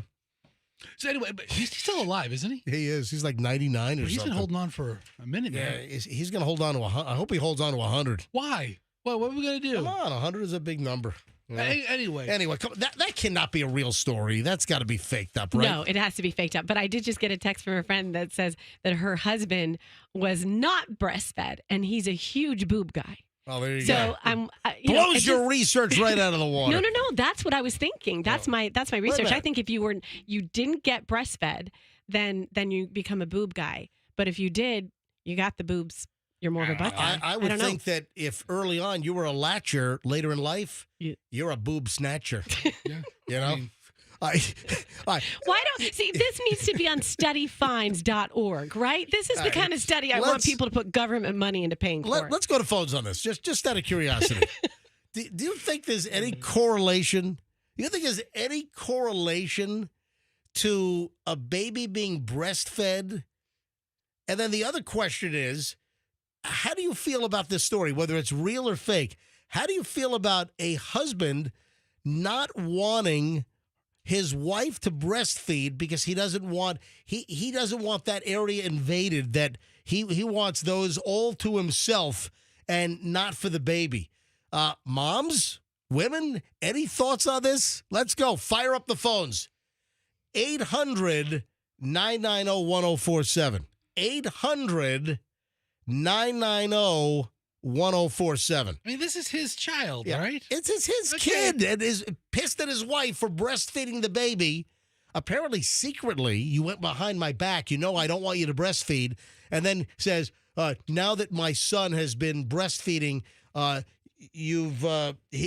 your tatas have been in another man's mouth. I mean, come on. All right, ladies, what are your thoughts on this? Did you ever have an issue with your husband not wanting to breastfeed? All right, this never even crossed my mind. All right, 800-990-1047 is how you get on. 800-990-1047. All right, Andrew is screening calls right now if you'd like to weigh in on that. And then coming up in a second, while he's screening, I'm going to start going down the list from the video that Michelle and I shot. If you haven't seen this, there's a video that I shot on Instagram. It's on my Instagram feed, Certified MJ Radio. It's got like over 20,000 views already. Video on Certified MJ Radio. It's me and Michelle, and we're sitting on our back porch. Michelle's got some kind of sun hat on and sunglasses, and we're talking about we have no summer vacation plans. We have no plan, and it's our 30th anniversary coming up next month in June. And I said, hey, where do you want us to go? Fester, are you still coughing up the peanut chunks? You know what? I think I have an errant peanut. Yeah, well, obviously. It's like stuck on the back of my punching bag. That's great. What's that punching bag called? The uvula. Uvula. Yeah. Oh. All right. So I'll get into that in a minute because we've compiled a whole list of suggestions where listeners are suggesting that Michelle and I go on summer vacation / 30th anniversary trip. All right. First, so let me go to phones on this whole breastfeeding thing. Carla is in Haines City. Carla, you're on the MJ Morning Show. Welcome. Hi, thank you guys. How are you? We are well. Well, first of all, I'm gonna go back at the end on Roxanne's topic. Roxanne's research department over here. Yes. Research. Yeah. There you go. My boyfriend was not breastfed because he was a preemie, and he likes both. Okay. I'll put that in the. I'll tally that. Thank you. Add that to your empirical Yes. data. Empirical data. That's right. All right. Thank you. Thank you, Carla. Have a great day. Let me grab, how about David in Tampa? We'll take a guy on this one. Mostly women on hold, but David, you're on the MJ Morning Show. Hi. Hi there. How are you? Doing well. Go ahead. Yeah, I wasn't breastfed. Breasts are definitely my favorite. Okay, Awesome. hold on, Okay, hold on. this is supporting my hypothesis. Hold Thank on. you. I'm sorry. We're I'm kinda- sorry. we're kinda- Stop the show. Yeah, Stop the show. Hold on. Hang on. What? Stop the show. MJ. Yeah, hang on. Okay, show stopped. Are we Show stopped. are we taking calls It's both. on the guy and his wife, Taking or both. on Roxanne's research? I think- Roxanne's research is front and center right now. Clearly, we're going to take both calls. Okay. On breastfeeding and any women that their husbands did not want them to breastfeed because they didn't want a baby in on that action. That action was only for the husband. So we'll take both calls and then Roxanne's little research. David, thanks for the call. Let me grab Dawn in Tampa. Dawn, you're on the MJ Morning Show. Hi. Hi. So not only would he not allow me, God, I hate that word, allow. Oh, geez, yeah. Breastfeed. Yeah, it's like a Game of Thrones time frame or something, you know? And that was 40 years ago. Hold on a minute. So he- Your husband did not allow you to breastfeed? That's correct. Hey, was it a boy or a Have girl? baby I was things out. Or Hold on. Roxanne talked on you. Say again, please. What'd you say? not allowed to have baby things out. And if the baby cried, I had to leave the house. All right, listen. this I'm is gonna, a whole nother ball of wax. I'm going to guess that this marriage didn't last. Oh, yeah, you're right. Absolutely. Yeah. No, Yeah. He was so jealous of this baby. And the baby was his. Well, That I would helps. hope so. That helps. Yeah. Yeah. Yeah, And then Roxanne, what was your question? So my question is, were they boys or your babies? Was it a boy or a girl? My baby was a boy. Okay. Seems like we have a pattern here with the email that you or the text Oh, message you know that what? you read that it's Dawn, the boy babies. May I ask, how long did he stick around? How old were your kids when he finally left? I left Yeah, she when my left. Good. child turned 5. Oh, wow. Good for you. Okay. Yeah. All right. And Dawn, did you find love later in life? Not yet. All right, keep wow. looking. All right. Well, good luck, okay? Yes. Thanks, son. Thank you. You guys have hey, a great day. You can love on us every morning here on the MJ Morning Show. I'll do that. All right. Thank you, Dawn. Let me grab, if you want to get in, folks. So Roxanne's research on whether you're breastfed.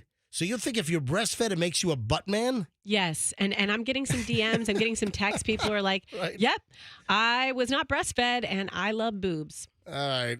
Or what do you think about the alleged story of the husband forbidding his wife to breastfeed their new baby boy because he thinks that his wife's boobs will be in another man's mouth? I mean, that's ridiculous. I mean, that is asinine.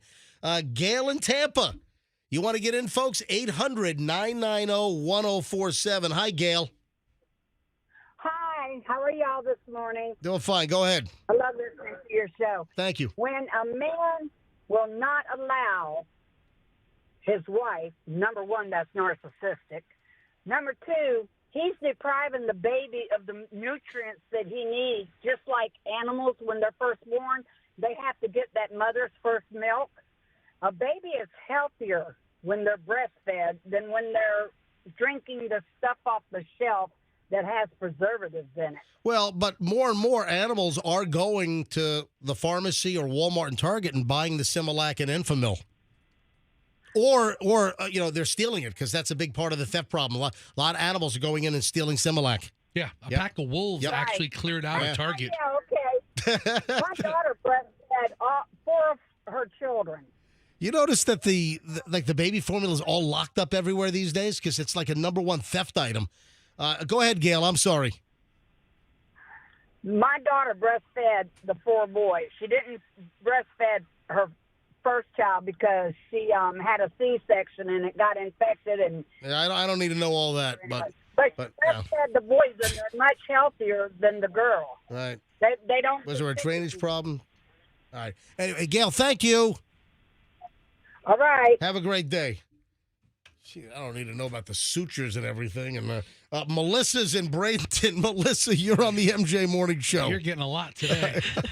Did we get the extra stitch? No, you wouldn't do that with a C-section. Hey, Melissa, go ahead. Hey, I think. Oh, no, you talking about that? What? That's what you were talking. Oh, man. You brought sutures up, so I just took it to the next level. What is that called again? What's that name of that thing? Episiotomy. Yeah. Melissa, go ahead. You're on the MJ Morning Show. I was just saying, I think some men are stupid. Yeah. Yeah, I agree. I agree with that. A lot of guys are stupid. They sexualize something that Yes. is such a natural thing that they make it into something that is just ridiculous. I would agree. Melissa, do you have any personal experience in this area? No, my husband was very for breastfeeding. Very good. Thank you. Pam in Valrico. Andrew, just a couple more calls here. I got to move on. Got to get to the vacation stuff. Pam in Valrico, MJ Morning Show. You're next. Hi. Good morning. Hi, guys. Hi, Roxy. Good morning, Pam. I almost just ran into a tree when you said this story. I am stupefied. I am disgusted. I don't know how any man, what is this, the 15th century? Yeah, that's why I How brought you up Game could of tell Thrones. No, my God. How you could tell your wife. I mean, I would divorce him before he even got the first lawyer. It would be so gone. I mean, how could you think that of your child? And here's my question. Would he think the same if it was a little girl? That's my thought. But that man, I can't tell you what I would like to do to him. My husband was so wonderful. He would bring me water every time I breastfed, and it was wonderful. Yeah, again, we don't know if the story's real. It popped up. There was a post of the screenshots of the text exchange between the husband and wife, that the husband was angry that the wife was secretly breastfeeding the baby behind his back because he didn't want another man's mouth on his wife's boobs. And we're talking about their baby infant boy. Ridiculous. So I'm questioning whether it's even a real story, but I thought I'd bring it up. If it's real, listen, nothing surprises me, but it's the most horrific thing I've ever seen, and I would like to make him into a eunuch, and I'm sure everyone in that room knows what that is, okay? Yeah, we do. Thank you, Pam. Man. Thanks. Doesn't even. Thanks, guys. Bye. I do have to slide a little something in here. Oh, great. Slide Did it in. you Go know this is, and I've Googled it, it's a thing. For a lot of women, when you're breastfeeding, your sex drive is 0. Yeah, the screeching halt. That was a screeching halt. Okay. Because the reason is because you just are taking care of this baby. That's your focus. And when you breastfeed, it releases, I think it's oxytocin. Okay. And that is the love bonding chemical. So you don't seek it out with sexual relations. So this father in the text message, he's probably jealous of the whole thing, and then also knowing his wife's probably not that interested in, Tina in Port Richey. Tina, last call on this. Go ahead, Tina. You're on the MJ Morning Show. Hi, good morning, guys. Hey. All right, so growing up, I had these neighbors. They had that rule. I don't know if it was instilled by the husband. They had that rule? Yeah, so they were totally disgusted by breastfeeding. So they didn't breastfeed any of their 5 children at all. And then their grandchildren were not breastfed at all. But when the grandchildren had babies, and in this day and age, still, how healthy it is, decided that they wanted to start breastfeeding their children, they were shunned from the family for quite some time. It was unbelievable. Wow.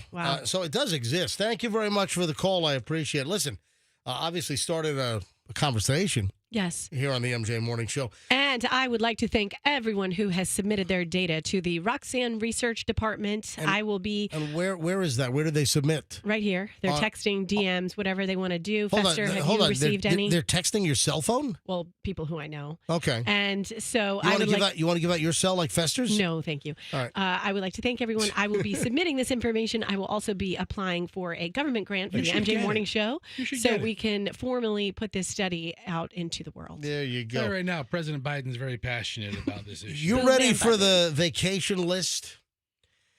If you haven't seen the video, it is on my Instagram, Certified MJ Radio. Give me a follow. If you don't follow me, take a look at the video. Look for the little tile on Instagram where it's Michelle and me sitting next to each other on our back porch with some French doors behind us. And I discussed that, hey, we have no summer vacation plans. This is the first time that I can ever remember that we have no plans. We're sitting here on May 1st, and we have 0 plans for vacation. So I put this out on video. Hey, it's our 30th wedding anniversary in June also. Where should we go? Make suggestions. So I have, last I checked, there were, well, I guess I can check right now. Let me see. Let me go to my Instagram. There's like over 700 comments. Are you serious? Yes. I'm Hold on. I'm on the thing right now. Over 700. Oh my God. No. 712 likes. Okay. There are 553 comments. Let me share some of the comments. What are you laughing at? The first one I see. Pound Town? No. Which one? Go to Stockholm because Michelle clearly has this syndrome. Yes, that's on the list. I saw that. Perfect. Good Also, job. there's a reason to watch the video. If you have not seen the video, go to my Instagram, Certified MJ Radio, because Michelle, while I'm speaking, she's mouthing, "Help me, help me," like it's a hostage video. I don't make her hold up today's paper, which, you know what? You wouldn't be able to do anyway, right? Well, you know what? Today you could, because the St. Pete Times or Tampa Times, whatever, they publish on Wednesday and Sunday only. Did you do this video on a Sunday? No, I don't know. It was not a Sunday. Oh, curses. Yeah. No, but seriously, in our market, if you had to hold up like today's paper for like proof of life in a hostage video, you couldn't do it on a Monday, Tuesday, Thursday, Friday, or Saturday, because the Tampa Bay Times doesn't publish. We're in like the 12th largest market in the country, and our newspaper publishes twice a week. I mean, what is going on?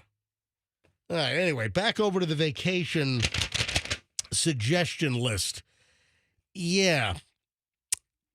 One of the first suggestions was that Michelle and I ought to go to Pound Town.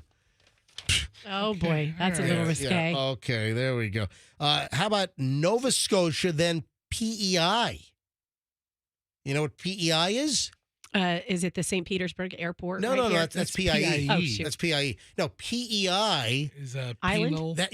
But that's where the great mussels come from. You know, PEI mussels. Oh, I thought you bodybuilder muscles. No. The edible mollusk. Do you know what PEI is? Yeah. Yes. Okay, all right.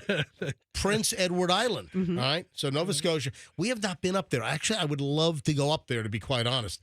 Here's a Chuck E. Cheese. Yeah. Michelle and I ought to go to the Amalfi Coast.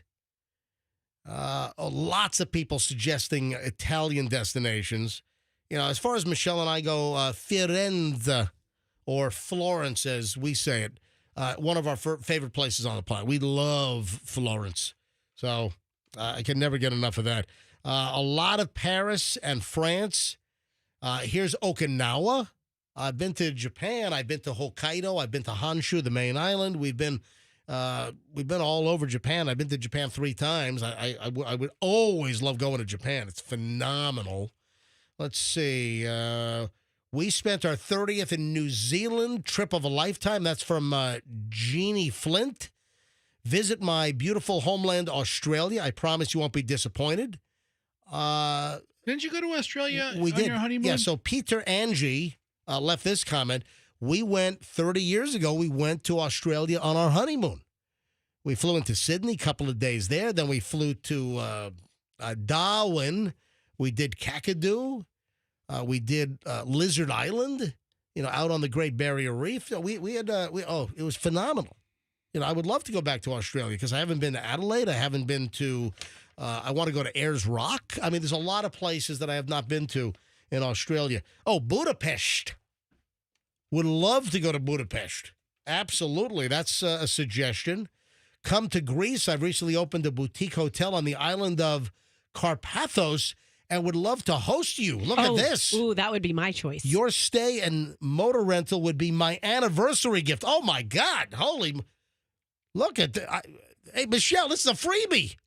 This person's offering us free accommodations to Greece. You just have to get there. But I just gotta, awesome. hey, can you pay for my airfare, too? While you're at and it. we only fly business overseas. I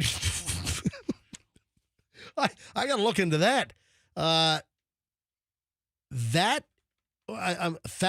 trying to come up with the website. I don't know how to say this. THALSIDISYITES.com. Okay.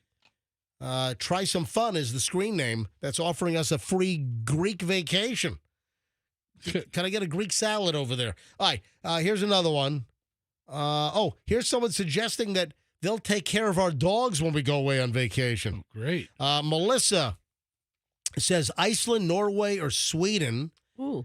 Been to all 3 and like them all. Here's Bosnia and Croatia. You know, I've heard a lot about Croatia these days, that Croatia is really a nice place to visit. Maybe not back in 1995. I was about to say, I can't help but to think of but now, Bosnia as well. Remember the whole Bosnia-Herzegovina stuff. Here's Poland, Romania. Kim B says, do a Where in the World is Michelle and MJ? Like, doom bop, boom bop, boom bop, boom bop, boom bop, boom bop. Where in the world is MJ and Michelle? Like that, right? Am I entertaining you over there? Totally, yes. All right. I want to chime in. Paris. Why not go to Paris? It's so romantic. Yeah. And if you don't do that, I like Greece is the word. Yes. Listen to this one. A swingers cruise to start off the 30th year with a bang. Dude, I just saw that there's going to be a nude cruise going out of Tampa. You should save up and go on that. Yeah, no thanks. I did see that as well. MJ, you should go scuba diving somewhere by yourself. Probably what Michelle wants. Michelle, by the way, thanks to Michelle for compiling this list. She went through the over 500 comments. Many suggested Bora Bora, Fiji, Tahiti, Bali. Been to Fiji.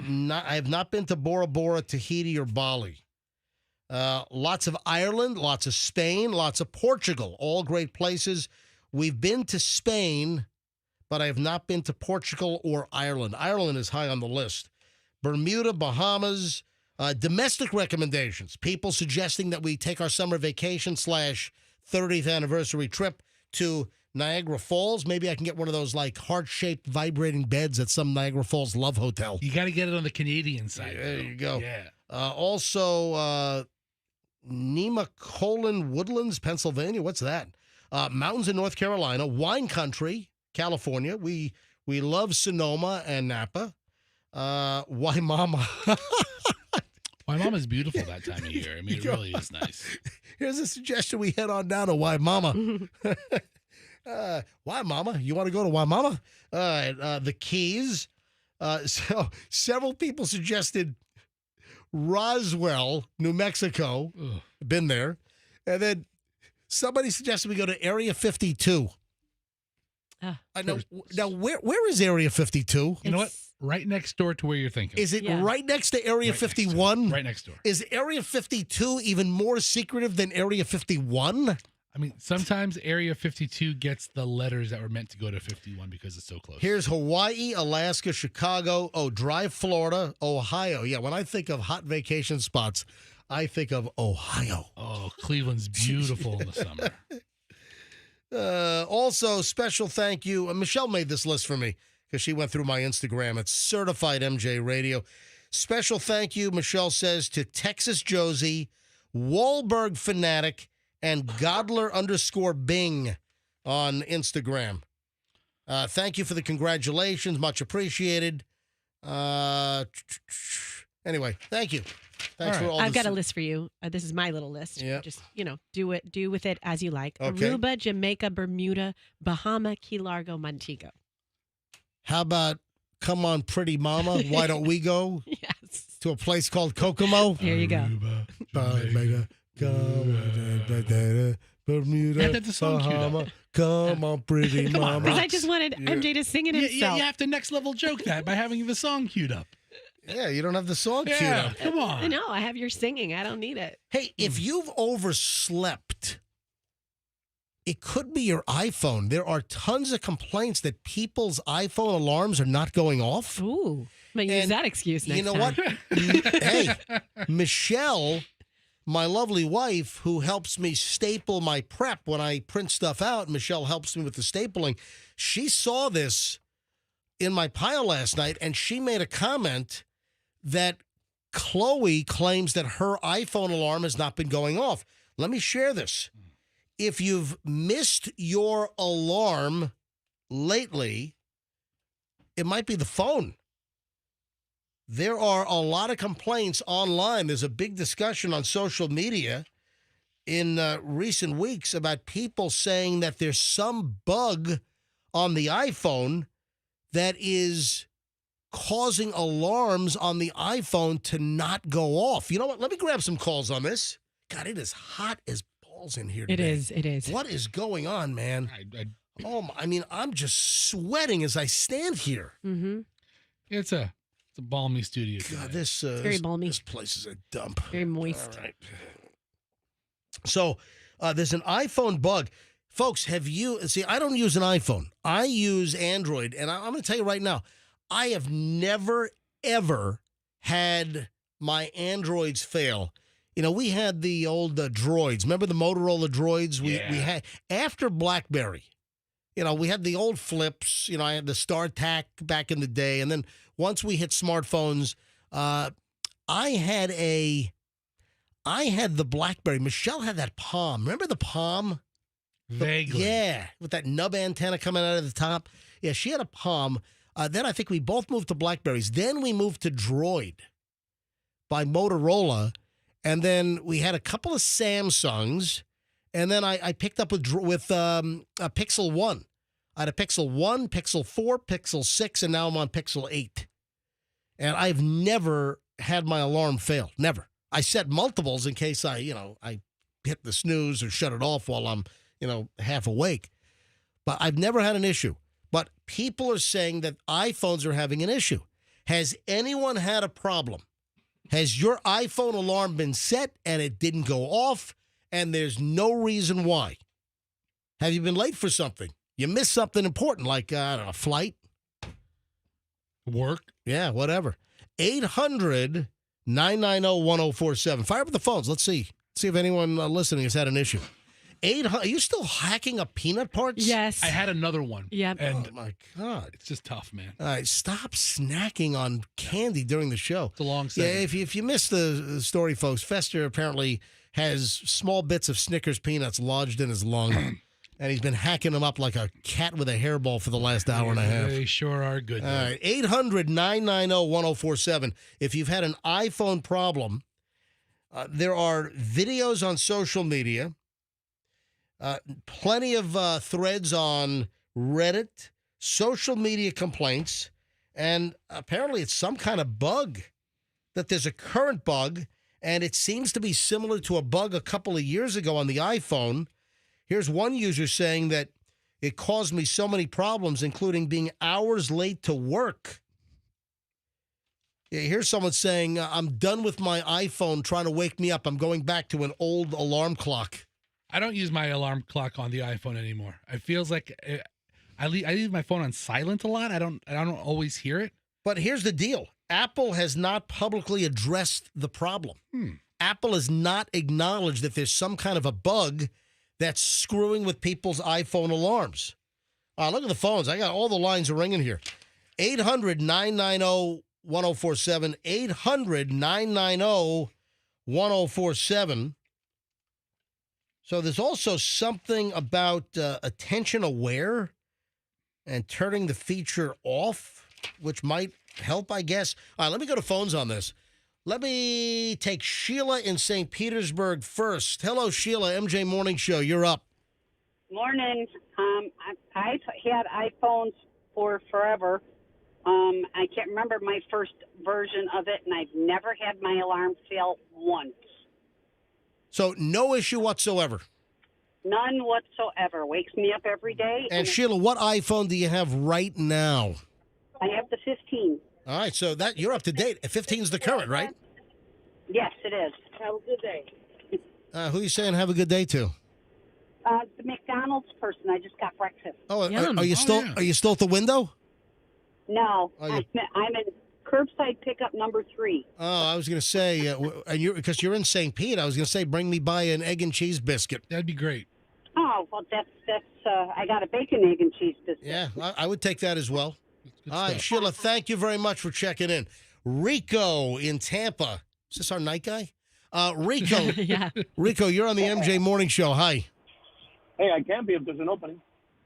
Yeah, you never know. All right, Rico, go ahead. 2 days ago, I was under a load, so I set my alarm for 5 o'clock. And I normally don't play music when I'm sleeping, but I did that day. And my alarm didn't go off till I woke up 3 hours late. Oh, jeez. I almost got a $1,000 fine for being late. Oh, well, hold on a second. So I missed the first. What were you trying to get to on time? What was it? I load. I drive for a living. I'm a professional driver. Oh, so wow! And who fined you $1,000? The receiving company can charge you up to $1,000 or decline the load and make you go all the way back. And this is 700 miles. Oh my God! So Rico, your phone did not go off. No, it did not, sir. I woke up 2 hours late. And you got hit with $1,000 chargeback? No, I almost did. Oh, you almost did. Yeah, the guy was kind enough to go ahead and accept the load. All right, did you tell him that my iPhone alarm did not go off? No, I think that would have been, I kind of said something else, but there was an accident and whatnot. Would you make up some story that you were clocked in the head with a piece of rebar by some homeless guy and you were in the ER? No, actually, I told him I got hit over the head with a rock. I didn't pay lunch to some guy. All right. Rico, thanks for the call. Kim is in Clearwater. If you're just tuning in, we're discussing that tons of reports about iPhone alarms misfunctioning and not going off, not waking people up. Kim, Clearwater, you're next. Hi. Hi, yeah. So basically I do the sauna, we're doing the contrast therapy, and we get into the cold water plunge. And so I'm sitting in there waiting for the timer to go off, and it's not going off. It's 51 degrees, temperature, and it's like freezing, and I'm like, what? Doesn't go off. And do you think it's this bug we're talking about? Oh, for sure. Yeah. For and sure. which iPhone do you have? I have the 12. All right, so that's an older one, but your iOS, you're up to the latest version, right? Totally. Yep. Totally. Yeah. Yep. Yeah, apparently this is the bug. People's alarms are not going off. Thank you. Appreciate it, Kim. Let's grab Candy in Lakeland. The Candy MJ Morning Show. Hi. Hi. Go, Candy. What's up with your iPhone? Yeah, it's not mine. I have an iPhone, but I've never had a problem. But my son, he has twice. It hasn't went off. And I told him, I said, are you sure you didn't, turn it off and not realize it? He's like, no, it didn't go off. How old's your son, Candy? He's 19. Yeah. And did it mess him up? Did he miss anything important? Well, he was like almost late for work.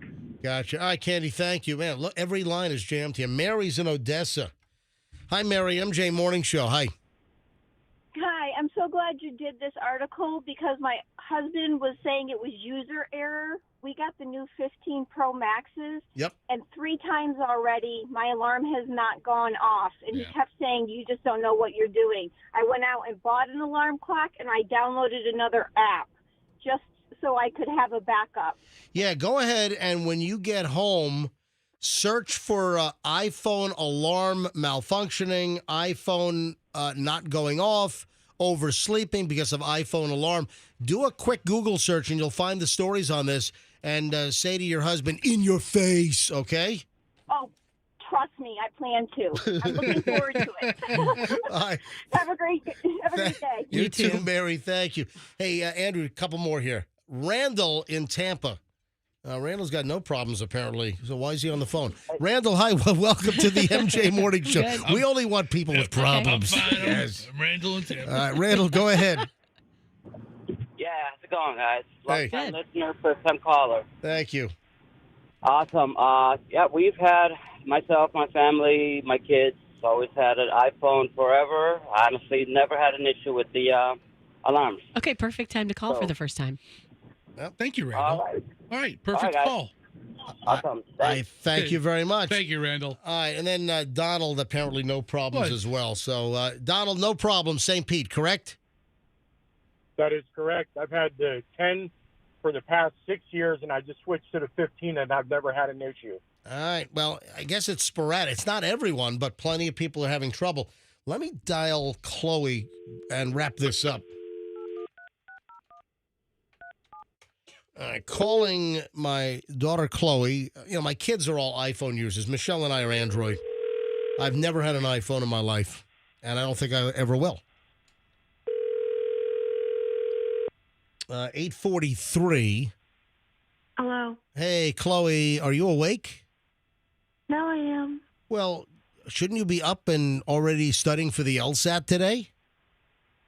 Yes. What time is your alarm set for? 8:15. Did it go off? I don't think so. All right, so Mom told me that you've had trouble where you swear that you've set your iPhone alarm and it has not gone off. Is that true? Yeah.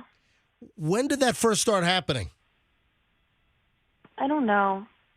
I don't really know. All right, because there's a bug apparently. A lot of people are. Did you know this? That a lot of people are complaining that their iPhone alarms are not going off. Well, it didn't happen this morning. So you were set for 8:15, and your alarm definitely did not go off this morning. yeah. Well, look Well, at that. I would've been up. This is like a live on-the-fly update. It's a living, breathing example. Yeah, and Chloe, when is the last time that you know absolutely that your alarm was set and it didn't go off? When was the last time before today? Probably sometime within the last week. Yeah, that's what Michelle said. All right, Chloe, apparently it's some kind of bug. This is why I told you don't have an iPhone. Just pieces of junk. Pieces of junk. Now you guys believe me now? Mom, if you're listening. No, she saw the story last night. No, Mom saw the story in my pile last night. And she said, Chloe's been complaining about this. And she thought you were full of crap. Yeah, I know. She thought you were liar, liar, pants on fire. Well, Yeah. there we go. All right. Bye, Chloe. All right. Bye, everybody. Oh, hey. hang on a minute. Let me get it back. What's going on? I'm taking Chet to Veterans Ford after the show today to help him buy a car. Oh, that's one step next to. I mean, what's next? That's engagement. proposal Engagement. stuff. Yeah, hang on. Yeah. Let me get her back. I think he's probably going to ask for her hand in marriage as you guys are doing your negotiation. I don't know. Listen, what's Chet going to get? Chet's got a financial job that he's starting in Orlando. Chloe's in Tampa. But hey, I was just. I don't think you're listening now, but I was just mentioning that I'm taking your boyfriend Chet to Veterans Ford after the show today to have him look at some vehicles. Yeah, Chet's so excited. Yeah. So what does Chet want to get? Just a good deal on a good car. Yeah, so we're kind of looking at the Ford Explorers. Oh, yeah, you can make out in the back seat real easy in those, Will you Chloe. shut up, please? You can lay down the third row seat and make a little bed area. So Chet starts his new job in a week. He's a Vanderbilt grad in finance, and Chet starts his first job. He was hired by some finance firm in Orlando. Was he going to be like a teller at TD Bank or something? I think so. So he needs a car, so I'm gonna. Oh man, is that weird? I'm taking him to he's my daughter's boyfriend. I'm meeting him at Veterans Ford to hook him up on a good deal. I mean, it's a little stretch for the relationship, right? Well, considering where it is. I mean, I'm all for helping the kid out, but you're going with your potential future father-in-law. I don't know. And then how's this going to work? Let's say it doesn't work out between Chet and Chloe. And he's like with his next girlfriend. He's like, yeah, my ex-girlfriend's dad helped me put this deal together. Time on this for a new sweet car. Explorer." Let me call him back and see if he'll meet me at Veterans Ford again. When Chloe's well in the rearview mirror, Mr. Schnitt, yes, this is Chet. I want to trade in my Listen, Explorer. this guy's got a financial gig in Orlando. Okay. Chloe wants to go to law school in the Northeast, probably. I mean, how's that going to work out, there's financial jobs in the Northeast. What, Chloe? That is so rude, Dad. I'm sorry. What's so rude? What's so rude, Chloe? Hey, I got a dad and not a dad. Stop doing that. I'm sorry. Listen, I'm taking him to Veterans Ford after the show. And I appreciate that very much, but I wish you would support our relationship and not This is talk about it support. negatively and How can I support it anymore? I'm meeting him at Veterans Ford after the show to try to find him a car. Okay, well, don't imply that we're going to break up because we're going to be separated. Listen, hold on, Chloe, hold on. We're just airing out possibilities. I'm not saying or wishing for anything to happen. Don't even put it into the universe.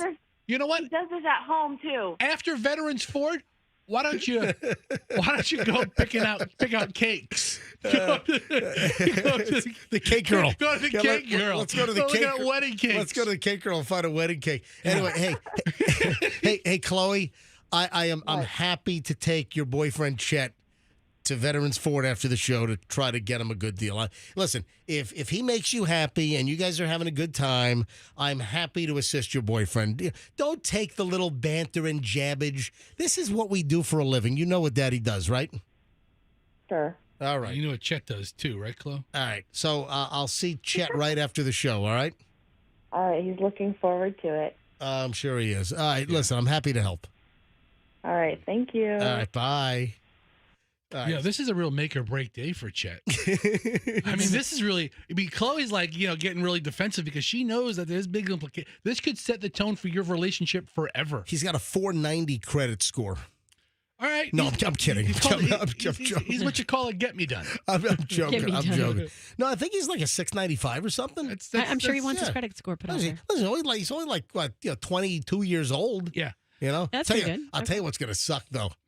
22-year-old in Florida with car insurance, that's gotta suck. Oh, yeah. I'm sorry. Hey, I didn't tell Lorenzo yet, but hey, Lorenzo and Veterans Ford, I'll be there around 10:30 to help Chet, find a car, whether it's new or a great pre-owned. And folks, remember, I got a Veterans Ford commercial coming up.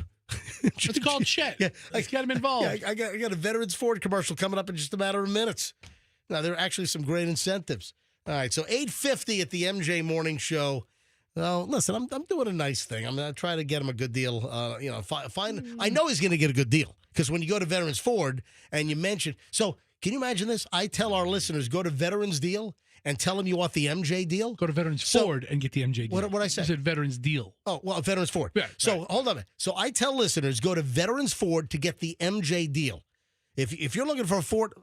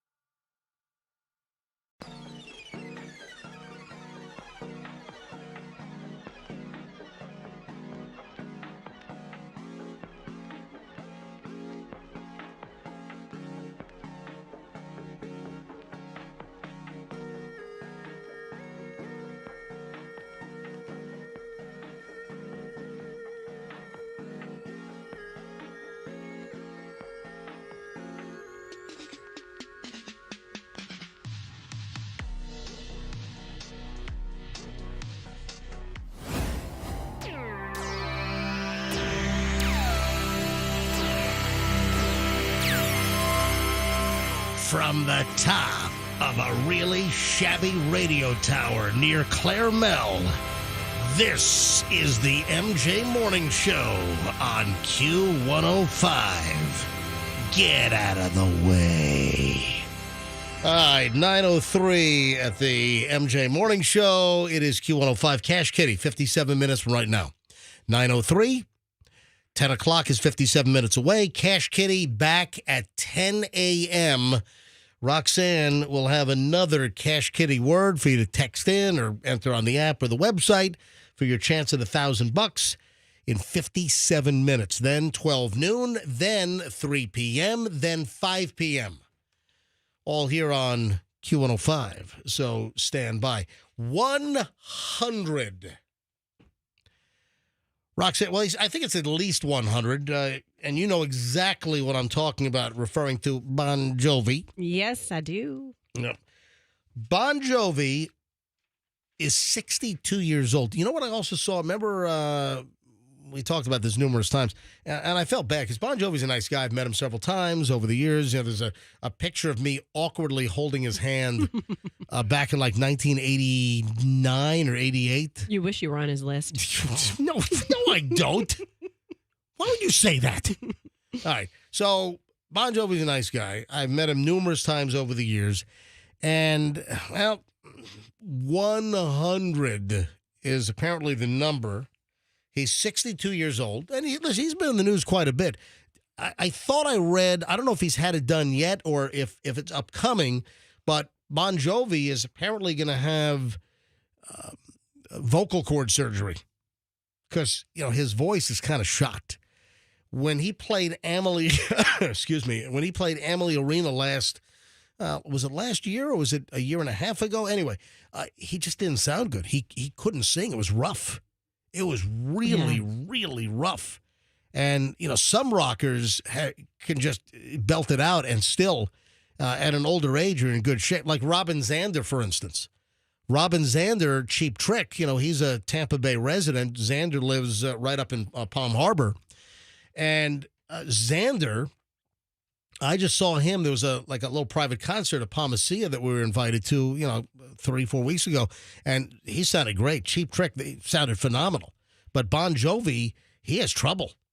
So he's going to have some surgery. But back over to the story here.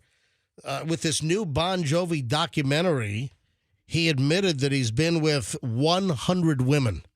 So if he's admitting to 100, do you think that it is a higher number? Should we play like the mountain climber game here? You know, I mean, if you're fessing up to 100, the high-low game, the mountain climber game, the rangefinder game. Do they still have that one on Price is Right? You know, the I don't know. Doop, doop, Yeah. doop, doop, doop, doop. You know, remember the rangefinder game? Yeah. That little like plexiglass little shield that moves up and you got to, you know, get inside that box. Anyway, you think, I think 100 is low. I just have a question. Yes. Hasn't Bon Jovi been married forever? Yeah, Yes. that's the point. Well, that's where I'm headed. So it seems, well, Bon Jovi said this is a new documentary, and Bon Jovi said that he hasn't always been a saint in his 35-year marriage to Dorothea Hurley.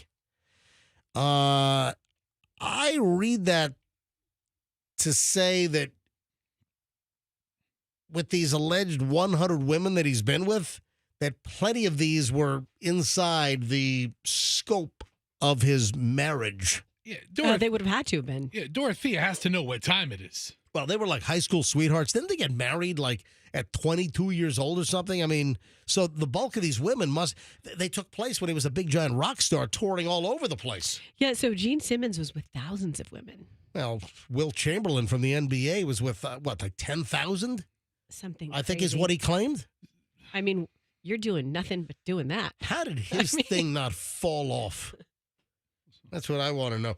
No, but he reflected on his 35-year marriage with his high school sweetheart from New Jersey, and he said he said it was an interesting relationship. He wasn't always a saint.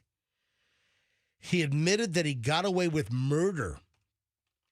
I thought there was some rocky points as well. I thought there were some reports years ago, maybe 20 years ago, that they were in trouble and the marriage was on the rocks. They clearly pulled it out. She did not go to the premiere. Yeah, but a lot of people tried to read into that. Yeah. That she didn't want any part of being there, where John Bon Jovi reflected on being with 100 women, probably most of them during their marriage. And some folks were saying, it was a very conspicuous absence. Here's this brand new documentary. It's a documentary series called Thank You, Good Night, The Bon Jovi Story Last Week is when this thing aired. So she was shot through the heart when she heard that, his wife. There's so many. But apparently she had COVID is what they're saying. Okay. So, gotcha. yeah, there's word that she could not make the premiere. What's the name of this thing? Is the name of it, I'm just reading the story. 4 days after the interview, Dorothea was absent at the screening of her husband's documentary, Thank You, Good Night, The Bon Jovi Story. Oh, That's the name of it. Yeah, and that was last week. Yeah. Thank You, Good Night, The Bon Jovi Story. So people were saying, oh, man, she just didn't want to be there. He's admitting to sleeping with 100 women, most while probably she was married to him. And but we're hearing that, nope, she was absent because she had COVID, allegedly. Okay. Hang on a minute. Hey, Meredith. Meredith. I feel like I have to step in because I was walking by and I hear this whole Bon Jovi conversation. Yeah. Hey, folks, it's Meredith, formerly of the MJ Morning Show from yesteryear. Yes, Meredith. Sorry to bombard you guys, That's all right. but we love it. Who's not going to sleep with Bon Jovi? Are you one of the 100? No, but I guarantee you, multiply that by 3. Yeah, at least, right? That's what I just said. I said if he's saying 100, it had to be much more than that. Right. I think higher than 300. Oh, I'm thinking multiple women at the same time. I mean, I'm pretty sure Roxanne and I would do it together with him. I mean, who wouldn't sleep with Bon Jovi even now at this age? But also, who hasn't lied about their number? Have you guys ever lied about your number? I lied up. Yeah. Guys lie up. Oh, really? It's been 4. You want to talk about inflation? Yes. Guys lie up, girls lie down. Meredith, have you ever been with somebody famous? Yes, I have. Okay, fame is a really, really pliable thing. Other than Swivel Sweeper. I would say an athlete or two. Really? Yeah. What about rockers? Any musicians? No. I've been offered before, and brought backstage, but nothing happened. Like who? Who was kind of prowling around? No, I don't. Come on. Sir. But you didn't do it. No, she's not going to name names. Yes, she will. No, no. I tried to not even have you guys find out about one of my exes, and that story was blown. But no, I don't kiss and tell. Oh, come on. I can't do that. This goes back years ago. But I would definitely do it with Bon Jovi. Oh, yeah. There we go. Wouldn't you? You think it's 300? But maybe. You won't tell us which music celebrity tried to hit on you and you didn't go through with it? Come on. Was it Lou Bega? No. Was it? Let's just say they were a part of Green Day. Oh, one of the Green Day guys. Yeah, they're going through To divorces. answer your question, you know what? I am not a Bon Jovi girl. Really? I mean, believe me, there are people on that list. So Roxanne's out. Meredith, you're solo on that one. No. She'd watch. Just, of course I would. She'd watch. Of course, I'm there for you. Exactly, that's my girl. I'll be there for you. Give me some technique. Are you dropping in Bon Jovi song titles here? Yeah. Did you mean to say "I'll be there for you"? Yeah, I needed to say yes. I meant to sing that. Too. Yeah, That was funny. Yeah. All No, right, sorry. I would definitely cheer you on. I was compelled. All right. Well, What are you pointing at? Meredith has the new Rays jersey. Yeah, it's so pretty. yeah, where'd you get the Rays jersey? They sent it to me because I'm cool. Hold on. The Rays sent you the jersey. I just got the golf shirt. Oh man. Who's Oh, cooler? I'm pretty sure it would be. Who would they rather see them wear their jersey? Yeah, it is you. Meredith Yeah, is that Wait a looks minute. good on you. I get opened up in the front. It's just I should tie it up. I got the golf shirt and you got the jersey. I did, most definitely. That looks like it's almost MJ's size. It's like, was that a medium? It's just medium. I wear an XL or a Do large. you want to borrow it? No, that's Are all you right. jealous? I can't wait to see what's in my box. I got one too. I haven't opened it Roxanne yet. probably got a jersey. Where's your box? It's in my car. We gotta find out if you got a jersey because that would piss him off. Can you open it up during the during the 9:20 break? Yes, I'll go grab it. And for the final segment of the show, we're going to open up Roxanne's box from the Devil Rays or the Rays. Look in my box. Yeah, and see if you got feel around. Close our eyes. We'll see if we can guess if it's a jersey. All of us got jerseys. I think you're the only one that got. Really? Yeah, all like down the hallway, like JR from QYK. Like everybody got jerseys. Thank you, Rays. The Rays send me the golf shirt. The whole crew here gets the jersey. When was the last Rays game you went to? That's a good point. When I threw the first pitch in 2000. 2008. Yeah. I remember Chloe was standing on the mound and she was small. All right, I got to find out if Roxanne got the jersey or the golf shirt. Okay. I'm obviously on the B list. I'm not on the A list. I'm on the F list because Froggy and I didn't get anything. You guys got nothing. Oh, damn, you guys didn't even get anything? Well, also, according to their website, they don't make anything that exactly fits me. So, I guess we'll just call it a wash. Attention, Rays. What size did Orlando get? I don't want to look a gift horse in the mouth. Yeah. But what? I mean, I get the golf shirt and everyone else gets the jersey. Come on. What would you wear more? I feel like you would wear polos or something like that more often than a jersey. I've never even seen you in a jersey. I would never picture you as a jersey guy. I mean, but a nice Nike, high quality golf shirt. You would absolutely wear. You're kind of wearing one right now. Yeah. Why don't you wear the Rays shirt tomorrow? Hey, this is a Costco shirt, 3-pack for $9. Yeah. Do you need to borrow some money? Are you okay? I'm wearing a $3 shirt right now. Seriously. It's fine. I got this at Costco. I love Costco clothes. They had a 3-pack of these like sports wicking shirts, and it was like $9. Yeah. I'm wearing a $3 shirt right now. Yeah, they're the knockoffs for sure. Now the watch is a whole different story, but the shirt. You don't wear your terrorist watch anymore that you used to brag about back in the day? No. Remember that one that you used to wear with the little little buttons on it, the black one? The old Casio. Yeah. Yeah, the F91. You used to brag about that. Be like, check out my watch. I'm a watch fan from Casio to a little bit higher. All right, Roxanne. So you're out. It's Bon Jovi is all Meredith's. He's all yours, but I'll be there for you. I'll be there for you. Okay, all right. Come on, we already did that one. Come up with another puns. I'll be shot through the heart if you don't let me watch. We already did that one too. Awful. How about Wanted Dead or Alive? Can you work that in there? She just wants me alive. How about bad medicine? Bye guys. How about that? Oh, I just got a text from a friend of mine regarding Bon Jovi's vocal cords. Hold on a minute. What, the doctor who's going to do the surgery? No. Mark, buddy of mine who happens to be a physician, Mark said that Bon Jovi already had the vocal cord surgery. Oh. So I don't know has he done a concert since he had the vocal cord surgery. I hope it's successful. Hope he can get back to where he was. Are you guys following this Barbra Streisand controversy here? No. When she went after... Is it about Ozempic? Yeah. Who'd she go after? Was it not Melissa McCarthy? Yes. Melissa McCarthy. I saw it, and Barbra Streisand generally isn't on my radar, so I don't know. I read too much into it, but what did she do? She made an Ozempic comment. That's fantastic! That's fantastic! That's fantastic! Fantastic! Can you garlic ranch blast me now? Can you garlic ranch blast me now? Write that down. Can you garlic ranch blast me now? There's a Hidden Valley Ranch party in my mouth. There's a Hidden Valley Ranch party in my mouth. Write that down for your... There's a Hidden Ranch party in my mouth. And is asking Melissa McCarthy, hey, you look thinner. Are you taking Ozempic? And a lot of people like, oh, man, Barbra Streisand. A lot of people are thinking that... And because she wasn't offended by it. Yeah, listen, I'm not the biggest Babs fan in the world, but she can do whatever the hell she wants. I can't believe she's 82 years old. Yeah. Yeah, 82. She doesn't have much time left. But a lot of people thought that it was overreaching, that it was obnoxious, that in a public forum on Instagram. First of all, I'm amazed. 82 years old Barbra Streisand is commenting on Melissa McCarthy Instagram posts? Yes, certified Barbra Streisand. Yes.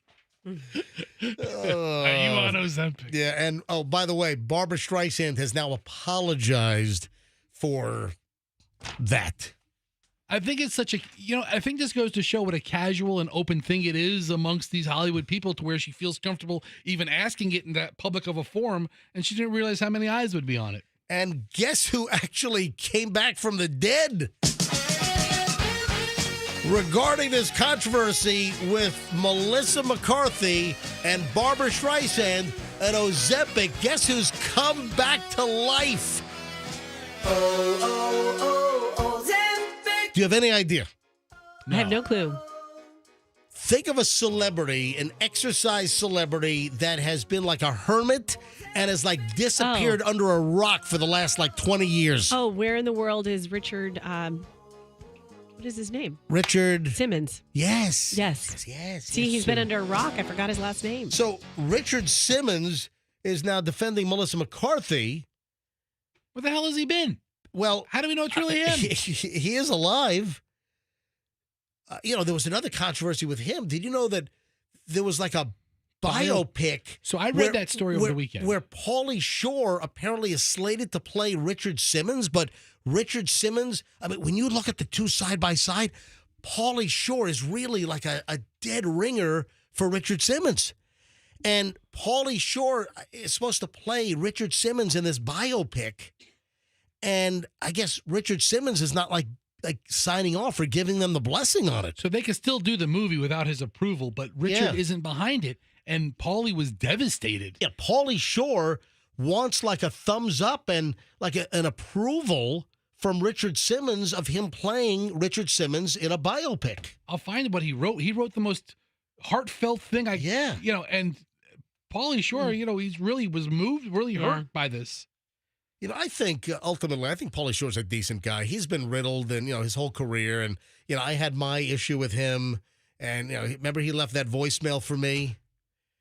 Yeah. Yeah. It's nice to be nice to the nice. Hey, that's right. Andrew, do you still have the Paulie Shore voicemail? Can you see if that's in the library? If not, I got it on CD.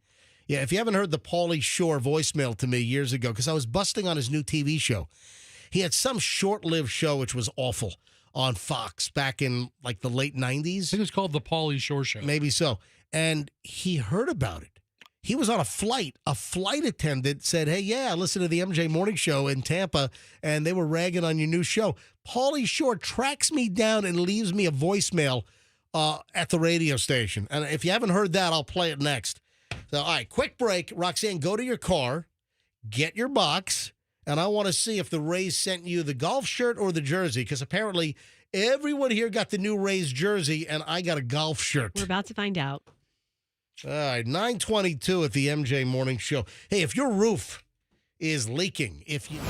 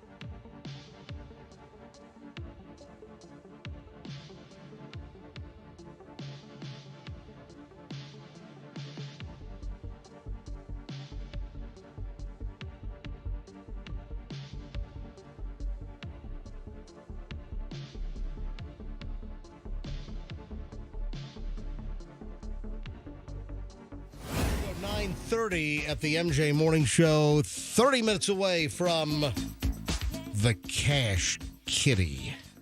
Yeah, the Cash Kitty makes an appearance at 10 o'clock.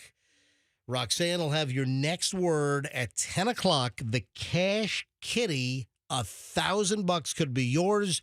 Listen for the Cash Kitty's next word for you to text in or enter on our website or the app, and you could be the next $1,000 winner. Half an hour from right now at 10 o'clock here on the MJ Morning Show on Q105. Did Roxanne go out to get the box? Because she's not back in the studio, do we know? I don't know what the hell's going on. All right. Hey, the Paulie Shore phone call, I found that. Speaking of Barbara Streisand, Ozempic, all these celebrities, and Richard Simmons, who has been like a hermit and like fell off the face of the earth. Richard Simmons weighed in and is ticked off at Barbara Streisand for asking Melissa McCarthy about is she using Ozempic to lose weight. And then we morphed into that Paulie Shore was looking for like approval from Richard Simmons for Paulie Shore playing Richard in a Richard Simmons biopic. And Richard like wants no part of it. I think something snapped in Richard Simmons' head because he's I don't think he's normal anymore. I mean, like I don't think he ever was normal, but you know, we met him numerous times. He came into the show. I mean, he was a nice guy, but he always had a little bit of a little screw dangling, right? I mean, he had a persona. He had a character. Yeah, you know, I guess you're right. And maybe he put that away. What happened was he put a post on Facebook. And it just said that I just read that a man that I do not know is writing my biopic starring Paulie Shore. Yeah. I do not approve of this movie. I'm in talks with major studios to create my own biopic, so stay tuned for that. And that's what hurt Paulie Shore. And Paulie Shore writes back to him, how can anybody else play you? You know, I love you. We're dear friends. Right. You know, I want to honor you. We're the same. Hold on. Paulie Shore is saying that he's dear friends with Richard Simmons? He signed it, your old friend. Wait, so I'm sure they've met each other dozens of times. But wait a minute. But now Richard Simmons is saying that he doesn't know who Paulie Shore is? No, he doesn't know who the man who's making the movie is, starring okay. Paulie Shore. Right. Anyway, so I brought up Paulie Shore, And I once ragged on Paulie Shore's new TV show on Fox back in like 1996 or something, 1997. And Paulie Shore was on an airplane. And a flight attendant from Tampa said, yeah, there's a morning show in Tampa that was ragging on your TV show. Paulie Shore calls me and leaves this voicemail message. New voicemail message. To get messages, press 2. Hey guys, this is Paulie Shore calling. I just flew in, and I heard from one of the flight attendant guys that you're bashing my show, which isn't cool because, you know, the show's fun and cute, and I don't know, you should put out positive energy in the airwaves, not negative energy. There's too many negative things going out in the world, you know. It'd be nice to actually have you guys say some nice stuff about people once in a while instead of being mean all the time. I don't know. You should just be nice. It's nice to be nice to the nice, right? So say nice stuff about it next time. Okay? All right. But dude, the show sucks. No, it doesn't suck, man. You suck! Piece of crap! To respond or forward, I like everything press about 1. that message. I like him. He's cool. Over the years, I've grown to respect Paulie Shore more and more because of that voicemail. Even outside of the voicemail, I've just grown to like Paulie Shore more, you know? Yeah. You know, and you know, he comes from comedy royalty. Yeah, his mom was Misty or whatever. Mitzi. Mitzi. Mitzi Shore. Right. And she owned like the comedy. She was the comedy gatekeeper. store, comedy club. It was the famous comedy place on Hollywood. She was the gatekeeper. She was the one that made you a big comic or not. Yeah, by giving you a slot to do a set. Yeah. Anyway, Mitzi Shore. But he wrote to Richard. He goes, you know, what do you mean? Who's better to play you than me? Leonardo DiCaprio's not going to play you. Brad Pitt's not going to play you. I am perfect. And he's right. Andrew, can I get a timpani roll, please? Oh. Let me know when you have the timpani roll ready to go. Roxanne went to her car during the break.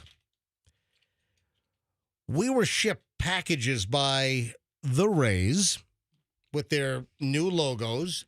And it turns out that every single show in the building, all the air talent, they got the new Rays jersey. And Roxanne, use the key. And I have the rip ready to roll. Okay, so, all right. So all of the crew in the building, all the other stations, all the other radio personalities, they got the new Rays jersey. And hang on, go back here. I got a golf shirt. It's a good looking shirt. It's not a bad looking shirt. No, it's a great looking shirt. It's a black Nike shirt, right, with the new City Connect Rays logo on. But I feel maybe a little slighted that I didn't get the jersey. So the question is, what did Roxanne get? Ladies and gentlemen, Roxanne is now opening her box. Ready? From the Rays. Let her rip, Randy. All right. Hear that rip? Yeah, I heard. Yes, I heard the rip. Hear the rip. Yes. Yes. I'm pulling out the box within the box. Oh, I heard that rip too.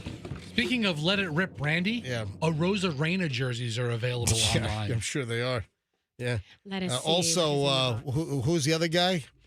Wander Franco. Yeah, Wander Franco jerseys. You can't get his. All right, Roxanne. Come on down. You just got a jersey. You got a jersey. Yes, I did. So you got a jersey? Yeah, I got a jersey. Oh, yeah. Hey, Rays. Everyone got a jersey. Roxanne on the MJ Morning Show gets a jersey. I got a golf. Hey, how much is the jersey? $155. And I got the $60 golf shirt. Yeah. I don't want to look a gift horse in the mouth. Certainly, that's what it seems like you're doing. No, I'm not. So yeah, the jersey is $154. It's the MJ Morning Show, and I get the golf shirt while one of my co-hosts gets the jersey. Well, the other two co-hosts got squadouche. God, I'm on the B list. I'm on the Rays B list. Yeah, it's It's okay. I mean, maybe they think you're a golfer. I wouldn't take offense to it one bit. I mean, You got $100 more in product than me. MJ, let me ask you a question. Yeah. At holiday season, when you do gift exchange, are you going around and saying, "Oh, Julian, you got Mom something that cost X amount, and you only got me this"? No, it's the thought that counts. It's the thought that counts. They thought of you in a golf shirt. I'm just saying, why did every single radio personality in our building, except for Froggy and Fester, well, you guys got nothing. Right, nothing. Why did every other show, every other radio personality got the jersey, and I got... I got the golf shirt. Do you not think you are what? Okay. Apparently, I'm not jersey worthy. What is the probability of you ever wearing a jersey? I Give it a number. They know you. They're Two, like, I could see him in a golf shirt. They don't know me. 3, but you in a golf shirt, the probability might be 8 or 10%. 90% chance it never gets on you at all. No. Michelle just sent me a text. What? About Bon Jovi. Actually, she sent this a while ago. Something Bon Jovi once said. When we're talking about Bon Jovi and his 100 dalliances, apparently, while I think married to, what's her name? Dorothea. Boy, that's a tough name. Michelle just said, I think Bon Jovi once said, a hole is a hole. Oh, wow. Speaking of golf, yeah. Speaking of golf shirts. Yeah. Nothing to do with golf. Hey, MJ. Yep. The players wear the jerseys. Yep. The coaches and the managers wear golf shirts, right? Sometimes. The manager wears the same uniform as the players. I don't know. I'm just trying to make him feel better. Andrew was saying no. Yeah, okay. Well, I was they wear them. Whatever. Hey, okay. look at it this way. They don't the like players wear the jersey. The owner wears the golf shirt. Yeah, there you go. There you go. I'm the only one. The owner wears the golf I'm shirt. the only one that got cheaped out in the building. I'm the only one. There's one level of cheaper that you could have gotten. A T-shirt. The Froggy and Fester level. Oh, okay. You guys got nothing. Nothing. I'm the only one that has a Ray's hat in the room that I wear often. I had somebody send me this video. This is earlier this week. Someone sent me this video. And what are you laughing? Roxanne was married to a Ray's draft pick. And The first pick ever. She just got a The first pick ever. I mean, that should get me something. Takes me a second to read lips. Somebody sent me a video earlier in the week, and this story is really taken off. Have you seen the video of these boaters over in Boca Raton that threw trash cans of trash out of the back of the boat into the ocean? And it was caught on video. Now, apparently they've been identified. And, someone sent this to me, and they said, hey, MJ, what should you do? I'm like, torpedo? Yeah, I would torpedo the damn boat. This is a terrible story. State law enforcement officials here in Florida are investigating a group of young boaters that were caught dumping trash right into the Atlantic off of Boca Raton over the weekend and then jumping around and celebrating. Total outrage, social media. And according to Channel 10 WPLG in Miami, the video taken by social media content creator Wavy Boats shows the group dumping 2 garbage cans, and one of those, like the big, tall, like gray Rubbermaid. Yeah. The big, like huge garbage pan. What's that even doing on a boat in the first place? I don't know. Is that all the beer cans? Yeah, probably because they're drinking so much. And you can see them throwing 2 garbage cans about 1.5 miles offshore off of Boca Raton Inlet last Sunday. Wavy Boats took the video as the vessel was leaving the annual Boca Bash, speeding east on the inlet despite huge swells, and then stops and dumps trash, cans, bottles, plastic cups right into the ocean. And do they have a drone? Yeah, the video then shows some of the debris floating on the surface as boaters sped back into the inlet. Video has gone viral. It's been reposted all over the place. I've had several people send it to me. Someone said, hey, MJ, what should they do? I said torpedo. Other people are saying confiscate the boat and sell it at auction. Throw them in jail. A spokesperson for the Florida Fish and Wildlife Conservation Commission said the agency's investigating. Apparently, they've ID'd them. Yeah, the agency confirmed to Local 10 the agents know who the boat belongs to and are working to identify everyone on board and who threw the trash into the ocean. They look like they're 20-somethings. They look like they're young 20s operating this boat. Look at this trail of trash. And they're also, oh my God, it's just awful. The trash that's floating. I mean, it's really just terrible. Yeah, I would, whatever you can find them, whatever the biggest penalty that you can hurl at them, I would certainly do it. Because listen, I'm a scuba diver. I've scuba dived that whole coast off of West Palm, Delray, Fort Lauderdale, Pompano. I've Boynton Beach. I've scuba dived all the reefs along there, and it makes me sick to see. Yeah. On a boat like a $500,000, $400,000 boat, seeing them dump trash cans full of beer cans and red Solo cups into the ocean. All the party pics look wild. Yeah, it's pretty disgusting. Yeah. All right, and with that, I think we're going to call it a day. Okay. Here on the MJ Morning Show. Unless anyone has anything ultra important. Listen, I've left stuff on the table. We'll get to some of this tomorrow. But a whole new show is, 20 hours away. Whoa. The Cash Kitty's on the way in 16 minutes. 10 o'clock, Cash Kitty with another $1,000 that you could win next on the MJ Morning Show on Q105. Folks, have a great day. Got to head up to Veterans Ford now and try and get Chet into a new car, Chloe's boyfriend. Good luck. Yeah, really. He might need a co-signer, so watch out. His dad's going to do that. Okay. All right, I'm just there to get him the MJ deal, like all of our listeners can get the MJ deal at Veterans Ford. All right, folks, have a great day, and do me a favor. Let's be careful out there.